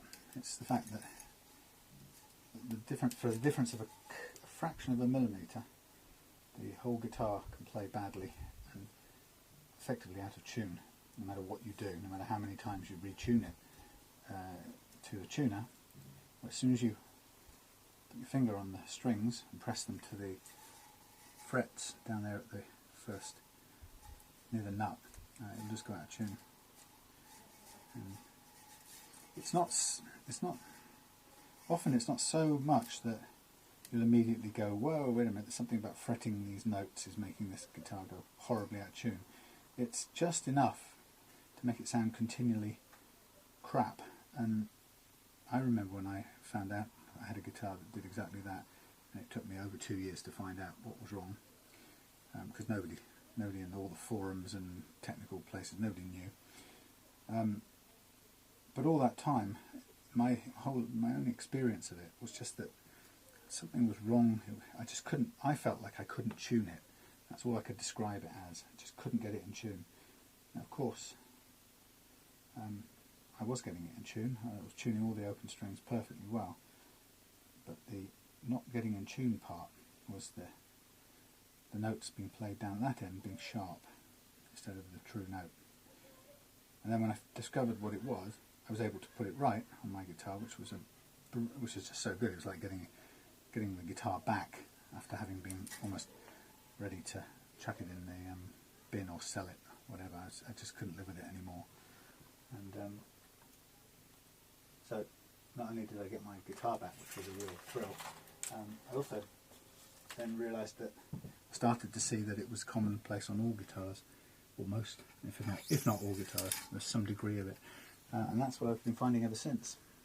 So it's a real pleasure to be able to take that part and put it right, or check for it, and if there is an aspect of that.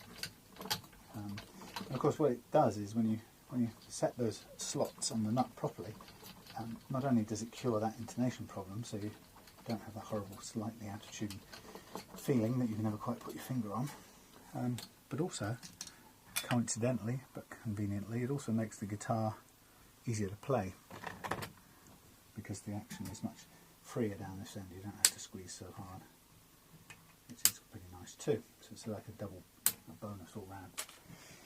Okay, so I'm not doing too badly with these strings. Reusing strings like this it's easier when you're doing a Les Paul. It can be an absolute pig when you're doing a Fender, because these coiled up little string, reused or pre-used strings, will not go through the back of the Strat guitar, where the strings go through the body, come out the other side, and I've occasionally just gone absolutely ballistic trying to get them through. But once they're coiled and bent from having been used, it's pretty much onto you don't stand much of a chance. So the Les Paul shape actually is much easier to reuse strings on than the Fender shape. I mean, even this is a bit difficult getting them through here, but it's one hell of a lot easier than trying to do it through the body of a Stratocaster. Well, I say that, but it's not going to go. Every time you bend a string like this, you're weakening it, and it's more likely to snap. Which with these strings, they've got a major bend right here, because I've taken them off a Stratocaster type guitar. So they've already had a pre-bend, which isn't ideal. But we'll see if we can just get away with it long enough. We're not going to try and do any clever playing, bending strings or anything. We're just going to try and put the neck under load long enough to set the action and things like that.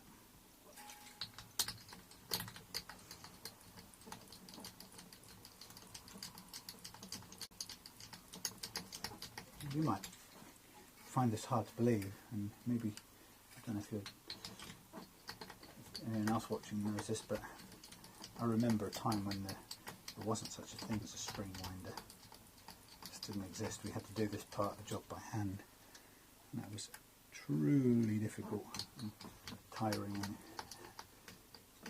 really annoying actually. So don't worry about the sound of this. These are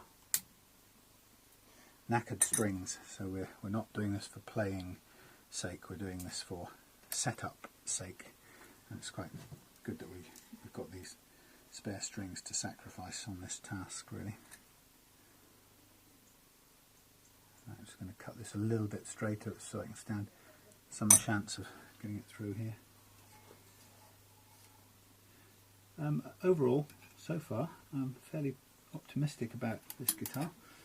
I think it will do all right.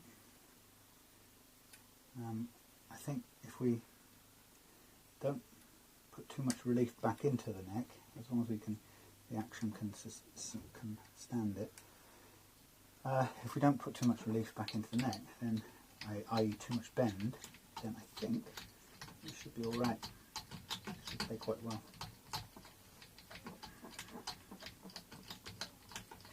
Obviously, I don't know what it felt like to play before, so the real difference will be when Megan plays it.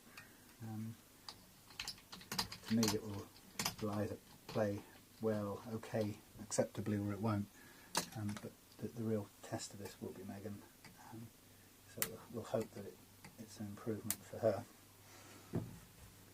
Right, and the last one, very, very coily. I don't want to cut too much off, because the more I cut off, the harder it's going to be to thread it on the other end. But I just need to cut off enough to hopefully get it through without catching in this hole. Maybe, maybe not. Maybe, maybe not.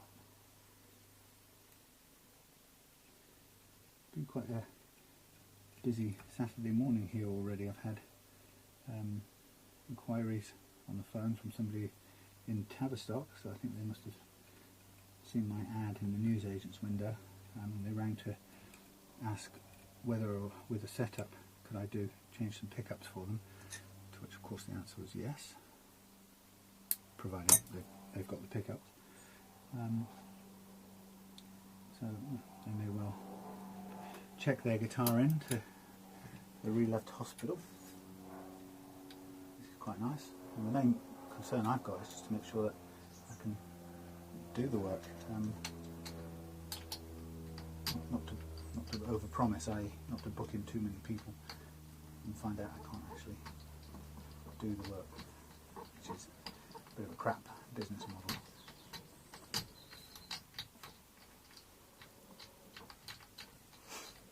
Okay, so not bad use of some, I suppose you could call them definitely Releft strings. If they just work long enough to let us set the action, that will be good. If they play a tiny bit, that will be a bonus.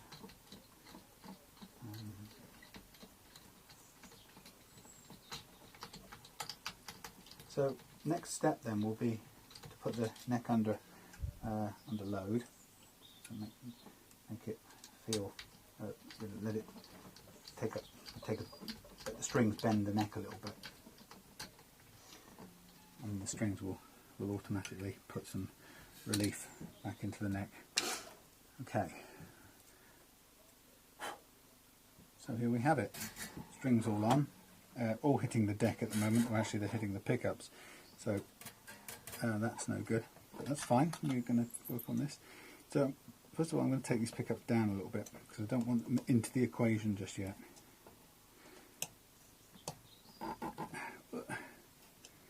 Actually, the thread on these are a bit worn out.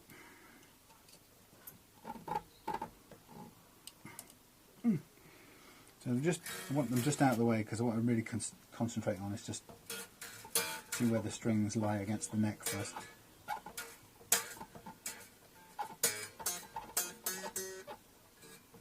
So we're expecting them to hit the neck at this point, because we've not really done anything with the action at the back here, which we'll do in a moment.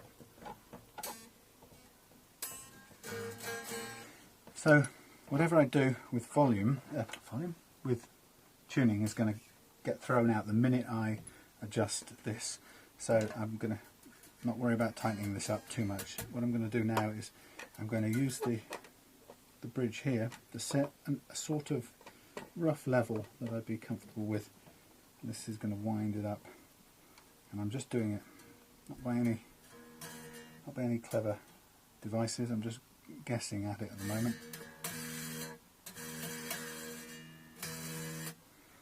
Okay, that's fairly okay. And then I'm going to bring up the action on the other side, roughly the same.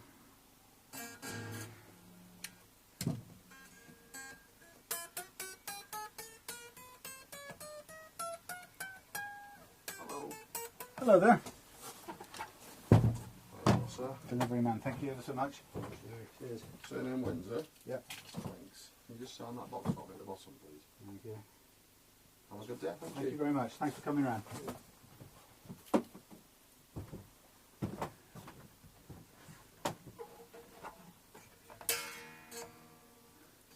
So, that was our delivery for Claire. Don't know what it was.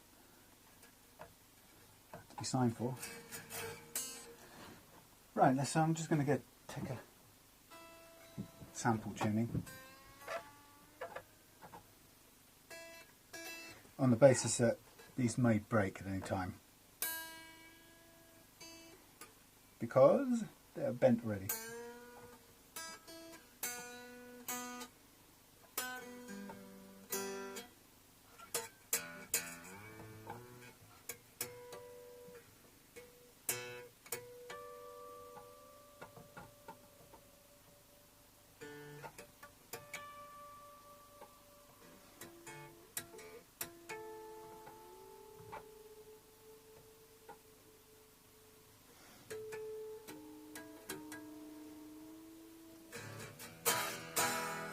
That's not too bad already. Okay, so just as a start point, we've got everything back together again. The strings have pulled a bit of relief into the neck, which is what you'd expect. Because of the pressure of the strings pulling this way, the neck's going to curve, so it's curving a little bit. But again, it's doing it from about the 13th fret, so straight up to about there, and then it curves a little bit down there. The issue for us about how much relief to put into the neck could be, I suppose, I've done this before this way, it might be a way of demonstrating it.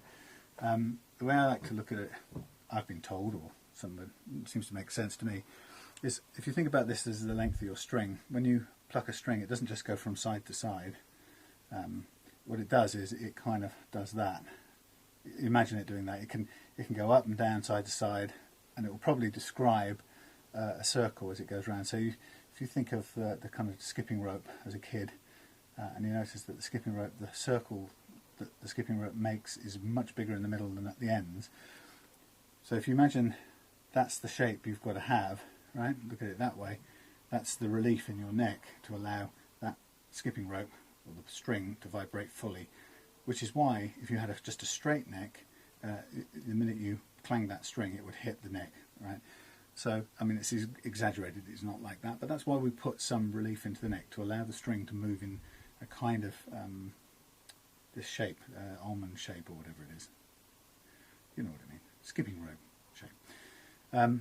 So that's why we want a bit of relief in the neck, but we don't want too much.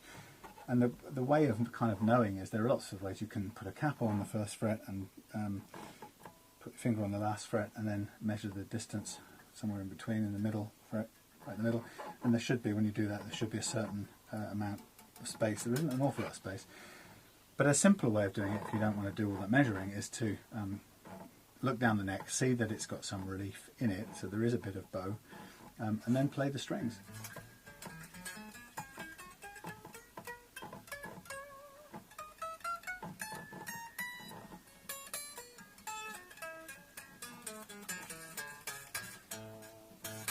You can see it twanging a bit on the frets because there isn't much relief in the neck. We haven't touched the truss rod yet. Right? This is just with the strings pulling.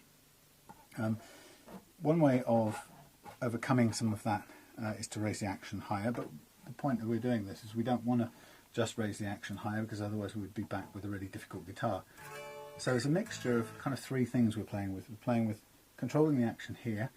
We're going to lower the action a little bit here. We'll come to that in a minute. And we're also going to put enough relief into the neck that works with those two settings. Now at the moment, it's not far off, a little bit buzzy. So there's probably needs a little bit more relief in the neck. You can't, if you're ever coming to do this yourself, if you're careful and you don't crank the truss rod too far or too hard, you can experiment with the difference, and a tiny turn on the truss rod will give you a little bit more or less relief, and you'll hear the difference, or you'll feel how different it is, and you'll hear the difference. The notes will clean up, or they'll get a bit buzzier if you're going the opposite way. So it is a combination of these three things, and we kind of get there by going a bit here, a bit there, a bit here, a bit there, a bit there. You don't do one, leave it, the other, leave it, and then final thing. There's a little bit of backwards and forwards. So to begin with, what I'm doing is I'm setting the playing action at the bridge, roughly where I feel it's good for me on a guitar like this. And you know, people have different preferences. There's no absolute rule. But when I measure this, I tend to go from the top fret, which is the 20, whatever it is, and that's actually currently at 1 millimeter, which I would say is probably a little bit too low for a guitar like this. So I'm going to just crank it up a tiny bit more on both sides. Right, just a little bit more. 1 millimeter, I've got a couple of well, millimeters can be good on some guitars. I had a Telecaster just recently, Squire Telecaster, which ended up with exactly 1 millimeter at the 21st fret, and it really worked on that guitar. With this one, it doesn't feel quite right, so I've probably now gone to about 1¼ millimeters, and it's really precise, but oh God, it's not even that. So it's tiny amounts. Probably do with a tiny bit more. But you can hear it plays. Out of tune, albeit. So we're starting to get there, and so my advice would be, if you're doing this, is just go to the point on the bridge height, bridge action, which feels about right to you, right? And both sides. So we're talking about the high strings and the low strings. Now, obviously, when you do anything with the action, you change the tension on the strings. So it changes the tuning. You need to retune.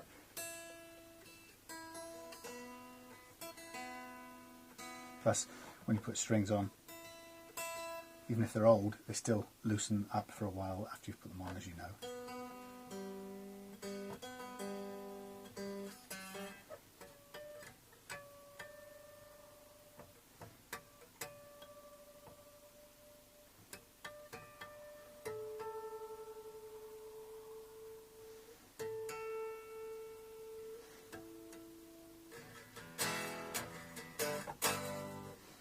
So, just as it is, I suppose I've got a spare strap out here.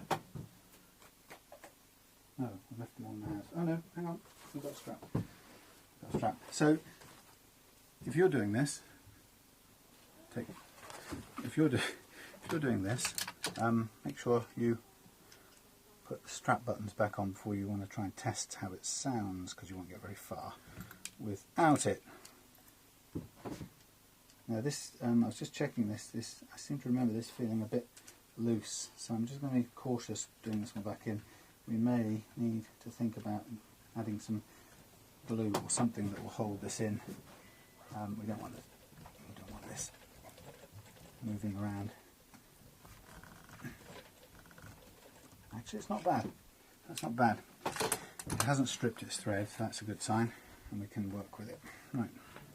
So, yeah, recommendation is, as you're doing this, don't rush to kind of commit to everything. Take your time. Again, you can't do any harm to the guitar. You've got it sort of 2/3 set up. Now we can plug it in. Let's get ourselves some grunge. A bit noisy.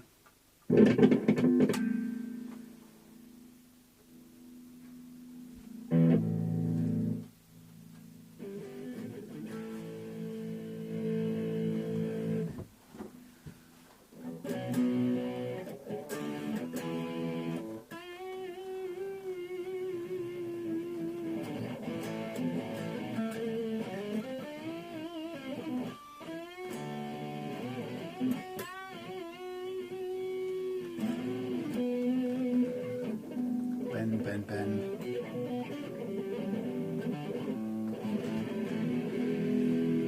Anyway, that's cheating, so let me just put it back on something clean.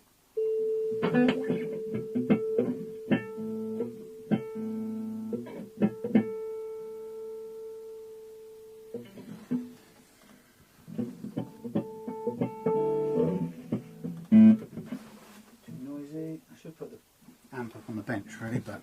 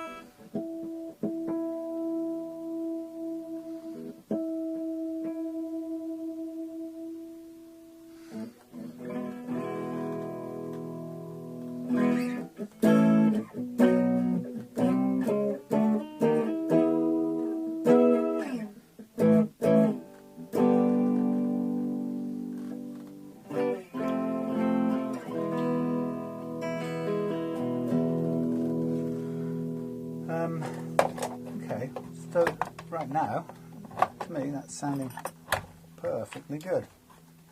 Nothing there bad there. We may be, the intonation may not be right, so we'll take care of that in a minute.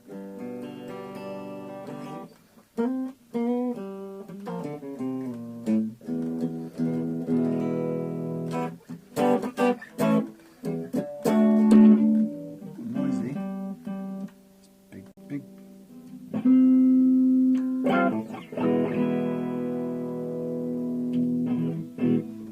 Okay. Tone up, volume down, again down.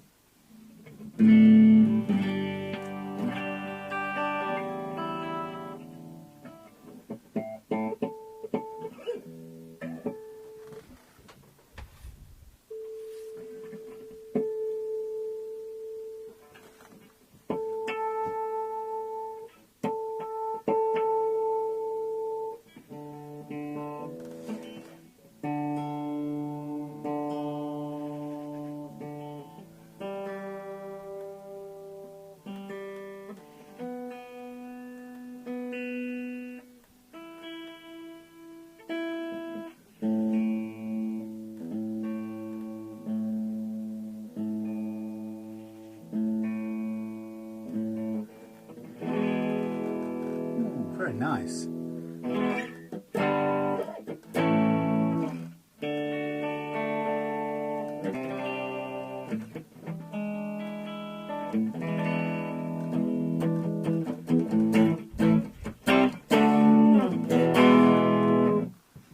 Nothing wrong with this guitar. Yeah, I like it. So, switch that off. Yeah, but at the moment that is playing actually quite well without even adjusting the action up here, which we still have to do. Playing action here is pretty good. What will happen is when we take the action down at this end a little bit, when we take file the nut slots down a little bit, we'll get a tiny lower action at the other end. So I'll leave it as it is, even though it may be a little higher than I would normally have it. And then what we have to use is we've got a set of things. What am I calling them? I'm calling them files. Now, interestingly, I bought a set that was supposed to work with a Ernie Ball 9 gauge set, so it goes from 9 down to 42, which is the exact dimensions of the Ernie Ball. Unfortunately, it doesn't quite work very well. They're just a fraction too small for the 9s, so I actually have to use 11 as the 9, the 16 as the next one. Anyway, it's just one out of line to make it work properly, which is just a little bit annoying because when it comes down to this big one at the end, I have to use something different altogether, which is not too bad because I've got a few other devices to do it with, but I sort of bought the whole set of expensive files hoping that I wouldn't have to do that. So I'll match this up first of all with the correct tool. Now I'm going to just whiz through this so we can get it done. If I can find my thing I need, and the thing I need is called, it's always in here but it slips down, it's called the feeler gauge. And feeler gauge, I'm going to use the metric side of things, and they're quite amazingly accurate, fractions of a millimetre. Now here's what I recommend doing when you're looking to set the action of the strings over the first fret. Remember how much I said that affects the intonation and the playability of the guitar. Put those out of the way for a minute. Well, it's really important to get this right. He said spilling a load of toothpicks everywhere. I think I'm running out of room here. Yeah, it's important to get this right. So one way of knowing how high that gap should be, or how big that gap should be, if you don't have the manufacturer's spec. If you have the spec, it will tell you it's whatever point of a millimetre, and you just dial in with your gauge. However, a way of telling it is to fret the string on the first fret and then measure the gap under what's your new first fret, if you like, which is in fact the second fret. So you can see here I am measuring it. Now I know this is pretty standard actually. I know that always, pretty much always, is 0.2 of a millimetre. It sounds incredibly small, but it's actually enough. And you can tell this, and I can't do it to demonstrate because I've currently don't quite know where my capo is gone. But I would like to show you because it's quite an important concept. And if I find my capo, bugger, which I'm not going to be able to do because it just isn't here. Yeah. Okay. Ah, yes it is. I put it somewhere sensible, didn't I? Dull. Right. So when you put a capo on your guitar, as you've no doubt done at some point, what you do is you clamp the strings down and you make it play using the whatever the next fret becomes your new nut. So I've capoed now on the first fret here, so that my new nut is this fret here. Okay, that's my capo, that becomes the nut. And the height of the strings over here becomes my new guitar, right? So watch this, I put the capo on. Very easy to play.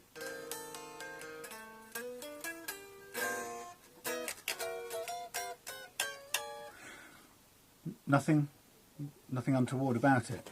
So a very playable guitar, and if you were experiencing intonation problems because of the height over the actual nut, sorry, height of the strings passing over the nut, and therefore the height of the first fret, you'll probably find putting a capo on suddenly cures that intonation problems, and your chords suddenly sound crystal clear.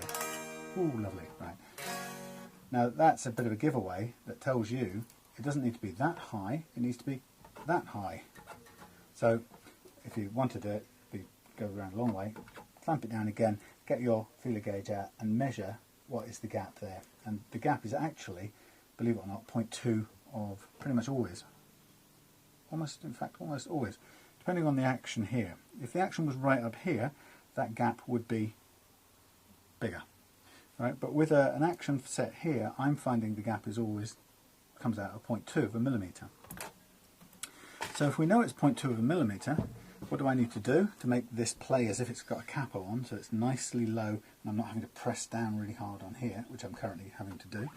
How do I rectify this? Well, I get my thing, and actually I'm not even going to go to 0.2, I'm going to be conservative and go to 0.3, which is actually higher. I don't want to go too low because it feels really odd when you change it the first time. So I'm going to start at 0.3 as a guide, and I'm going to take my E string out of the slot, push it off to one side, and I'm going to take my thing, my little file here that simulates a string of the diameter, the size, the gauge I want, which is, I'm calling it the low E, and I'm just going to cut away into this nut a little bit at a time, and then when I've done a little bit of a cut, dial the string back up, roughly the same tension, and I'm now going to check under my first, over the first fret, and see how I got it down to point, in this case 0.3, which is again giving myself some margin. So no, it's way higher than 0.3. I haven't actually measured it, but you'll probably find it's quite a bit higher. So I'm going to take it out again, and I'm going to use this particular file to cut away some more. The nut is made of a material that is really resistant to me doing this, so this could take some time. Various nuts made of different stuff. Look at that, tuned up in 2 turns. Guess I've done this before. Right, I can still see fresh air underneath that. So you can see that by doing it a little tiny bit at a time, I'm not running any risk of going too far. If I go too far, what will happen is that the string will hit the first fret straight away, and it won't play properly. Now if I do that, there are, God, this is like rubber. There are a couple of things I could do to rectify it. I could either replace the nut, which is easy enough to do, which I might want to do with this because it's such a horrible material. I either replace the nut, or I can fill it and start again, fill the gap that I made. But okay, so this is still above 0.3, so I can still go away. Don't rush it, just take your time. And what you'll be rewarded with, whether you use, it's pretty difficult to do unless you've got some little tools like this, but if you're going to do it, you can do it for the sake of investing maybe 10 quid on some of these little files that I'm currently using, or if you play guitar all your life, you might want to get some of these, which are maybe about 50 quid, they're a bit more. Mostly people who do this kind of work will have those because it makes sense for them. The average owner probably won't. But if you could see how much a difference this makes, and hopefully you will when you play this guitar again, you may well say to yourself, actually if I'm going to play the guitar for the rest of my life, and if Sam's right that pretty much every guitar I'm going to buy will have this gap set wrong, then actually it might not be a bad thing to get myself a set of these. And if you did, you could probably charge your friends to sort theirs out as well. Now I'm struggling to cut this with that set. I'm going to try and shift to another, maybe newer set, and see if they've got a bit more bite on them, because that one isn't working very well. Again, I'm not going to panic and rush. I'm just going to switch tools if it's not cutting fast enough or at all. It can be quite difficult given that this is a very springy material. That's not cutting very well either. Things bouncing off. But it's kind of going down little bit by little bit, painfully slow. And this is the point at which, if you're doing it, you want to put your favourite radio show on or something, or listen to some music, because this could get long. It could be time consuming. Well, these little files would be doing a fair job on this if this was a harder material, but we're trying to cut away at something that appears to be made of soft rubber almost. Tuned again. The reason I'm tuning it up, by the way, is not because it needs to be in tune, it's just putting it under the right tension, because it pulls it right down into the slot, which gives us a more accurate reading. Okay, it's not cutting with those very well. I do have a couple of spares. If we don't get anywhere with these, I will think about replacing it altogether, but I'm just going to try everything in my armoury. I would use these, except we're one short. This thing here is replacing the missing one. So I'm trying my whole armoury of these things, in hoping to find one that's got enough teeth that will cut. But I could be out of luck. Anyway, going back to the point of all of this, the difference this will make will kind of show you why this is something that's really worthwhile learning how to do, particularly if you're going to play guitar all your life. You really want to have sometimes expensive, really nice, well-made guitars. You really don't want to have them spoiled by this part of it, which can very, very often be wrong. And told this story loads of times doing these videos, but the way I learned this was exactly by getting stuck with an expensive guitar that was constantly playing out of tune. So I had to learn how to do it, because it was either that or throw the guitar away, which I was very close to doing. I'm conscious that this isn't really cutting much.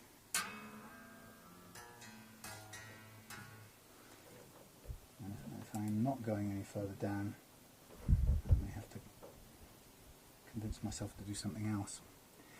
I don't think these saws are going to do much better, even if I can try it.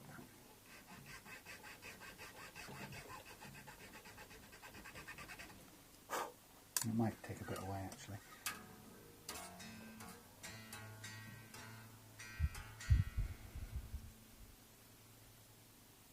Still some space.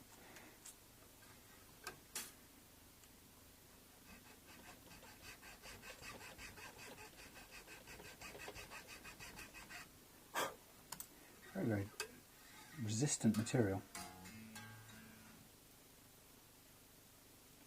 A little more to go.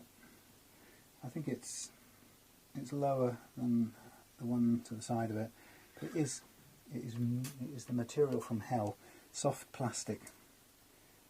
It's probably just going to gum up the blades on this thing altogether, to be honest. Not what I want.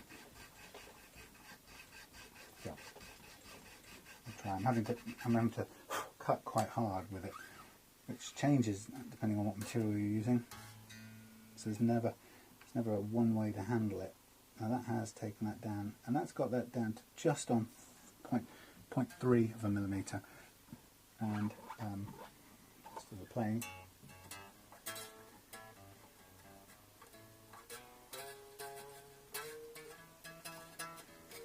You might now that little buzzing there, I suspect, will be cured, sorted out if we put a little tiny bit of relief into the neck at the end. I'm going to do a fraction more cut with this one, and we'll almost be there.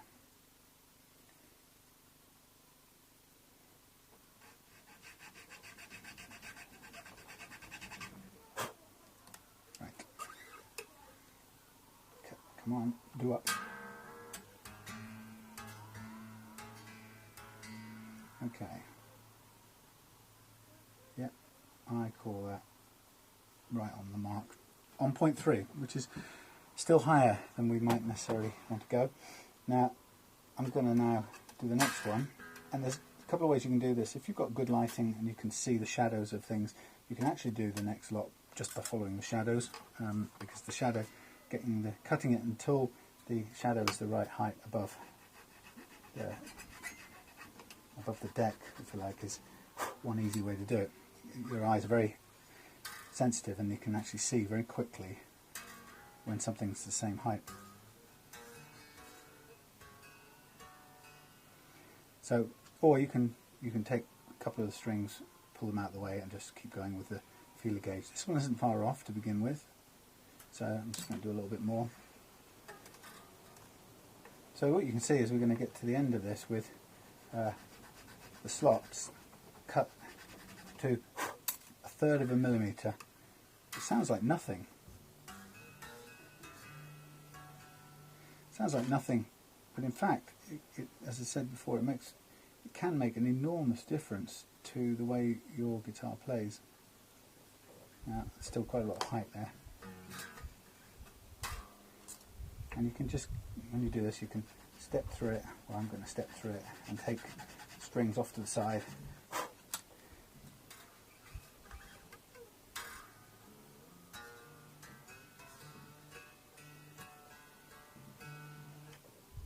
And as I said, that's pretty much nearly there.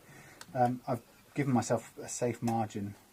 Instead of going for 0.2 of a millimetre, I've gone for 0.3, which is quite safe.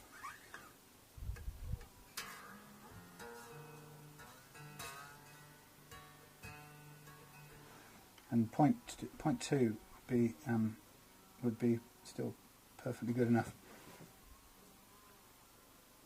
Again, I can see the there's still movement downward when I put the feeler gauge underneath and press the string, and that means there's a gap between the string and the feeler gauge, even if I can't see it very well. So I can still take that down a little bit more. You can see it's cutting up with those saws, those files.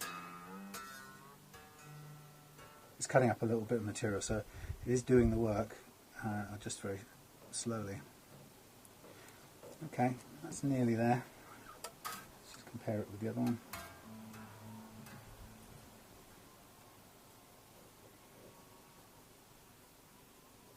Yeah. So, slow process, but very worth doing, because what you'll get at the end of it is a guitar that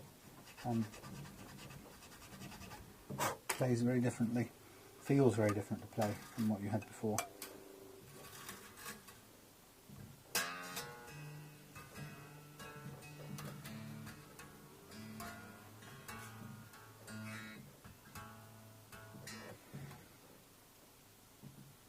In this case, your guitar wasn't too bad, but you still will feel a slight difference, which is good.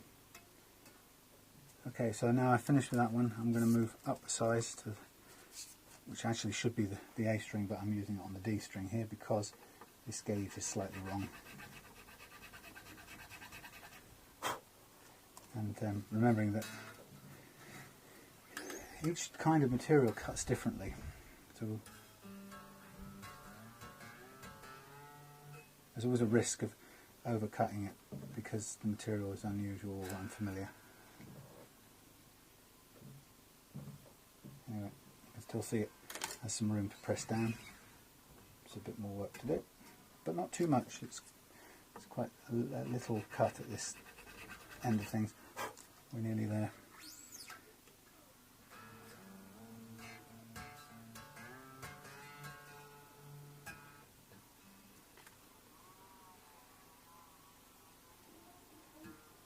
Still some room to press down. And that's really the guide. If you can press it down and see that the string still goes down, you still have a bit of room left to take out.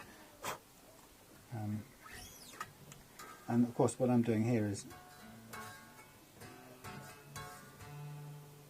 because I'm working to 0.3 instead of 0.2, that extra gives us a little bit of safety zone, if you like, so that if we do overcut a tiny bit, we're not going disastrously low, we're just going to the lowest possible margin I'd really want to go in doing this. So these higher strings now, I'm going to be very careful because they're almost there to begin with, so I'm going to have to be very careful not to overcut these. Because that's the oh, you got another mouse, how nice. This one's dead, yes.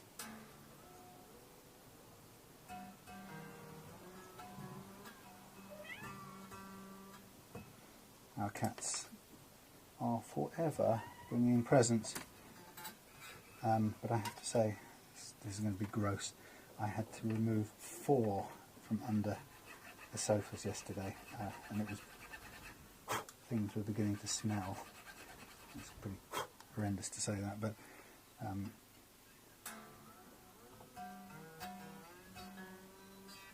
cats either chase them under there and the poor creatures go under there and then die, and that's it, and we don't know, or the cats kill them out in the open and then flip them under there, playing their games, and then they stay under and we don't know. And the sad thing is, or the horrible thing is that because it's so slow, you don't know. Hello. Hang on a second, let me just put a stop on this and you can tell me all about it back in a moment. Right, where are we? Oh yes, just a quick catch up, just to show you. Right now, we are most of the way there. We've got, it's out of tune, it's still settling in.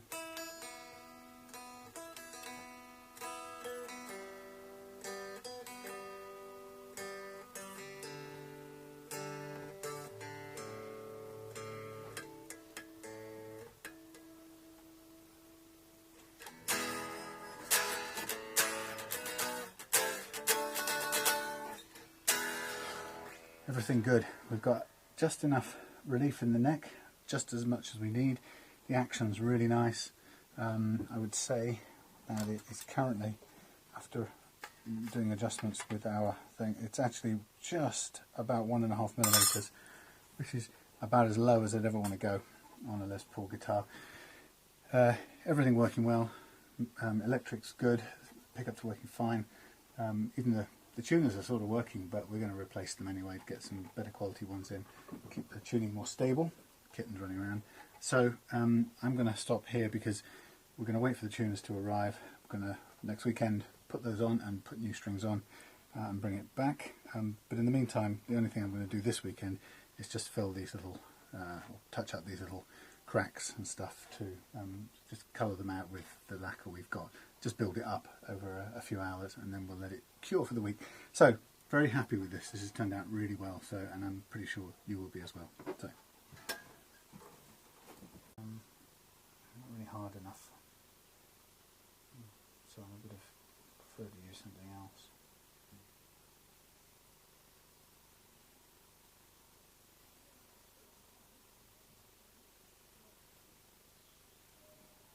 So I'm just touching all of that up with black so that it at least looks like it fits in.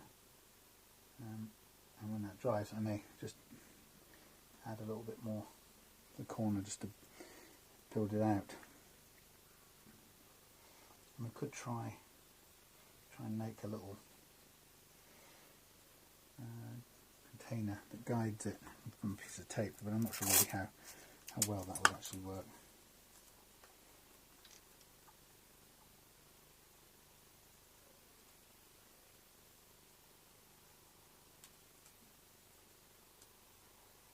Probably not very well at all.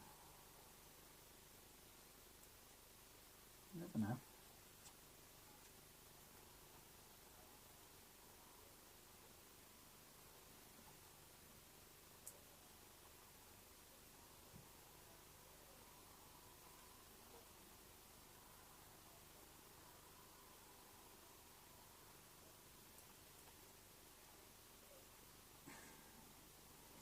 Probably more accurate ways of doing this, more dependable ways, but this will probably spill everywhere. Let's have a look. I think it also means that we're probably going to have to leave this in place for a bit.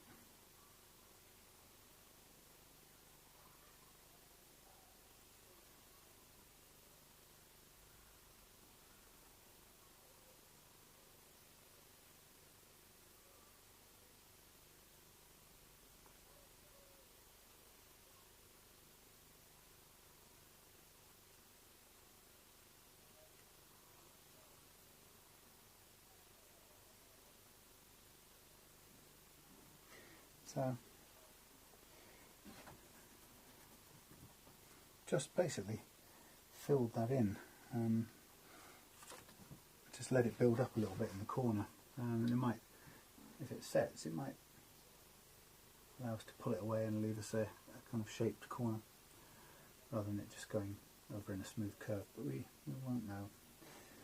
Now what I'm going to do is I'm going to stop these and we're going to move on to stripping the encore down since it's here.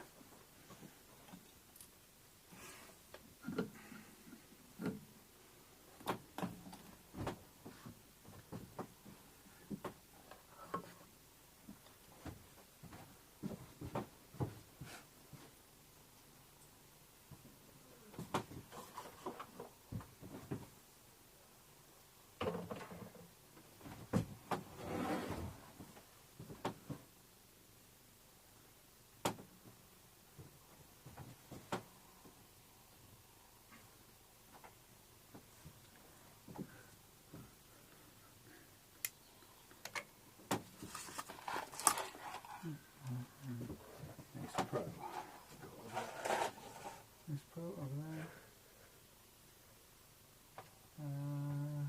Nice pro parts. Okay. Oh, we've got Bob's guitar to do.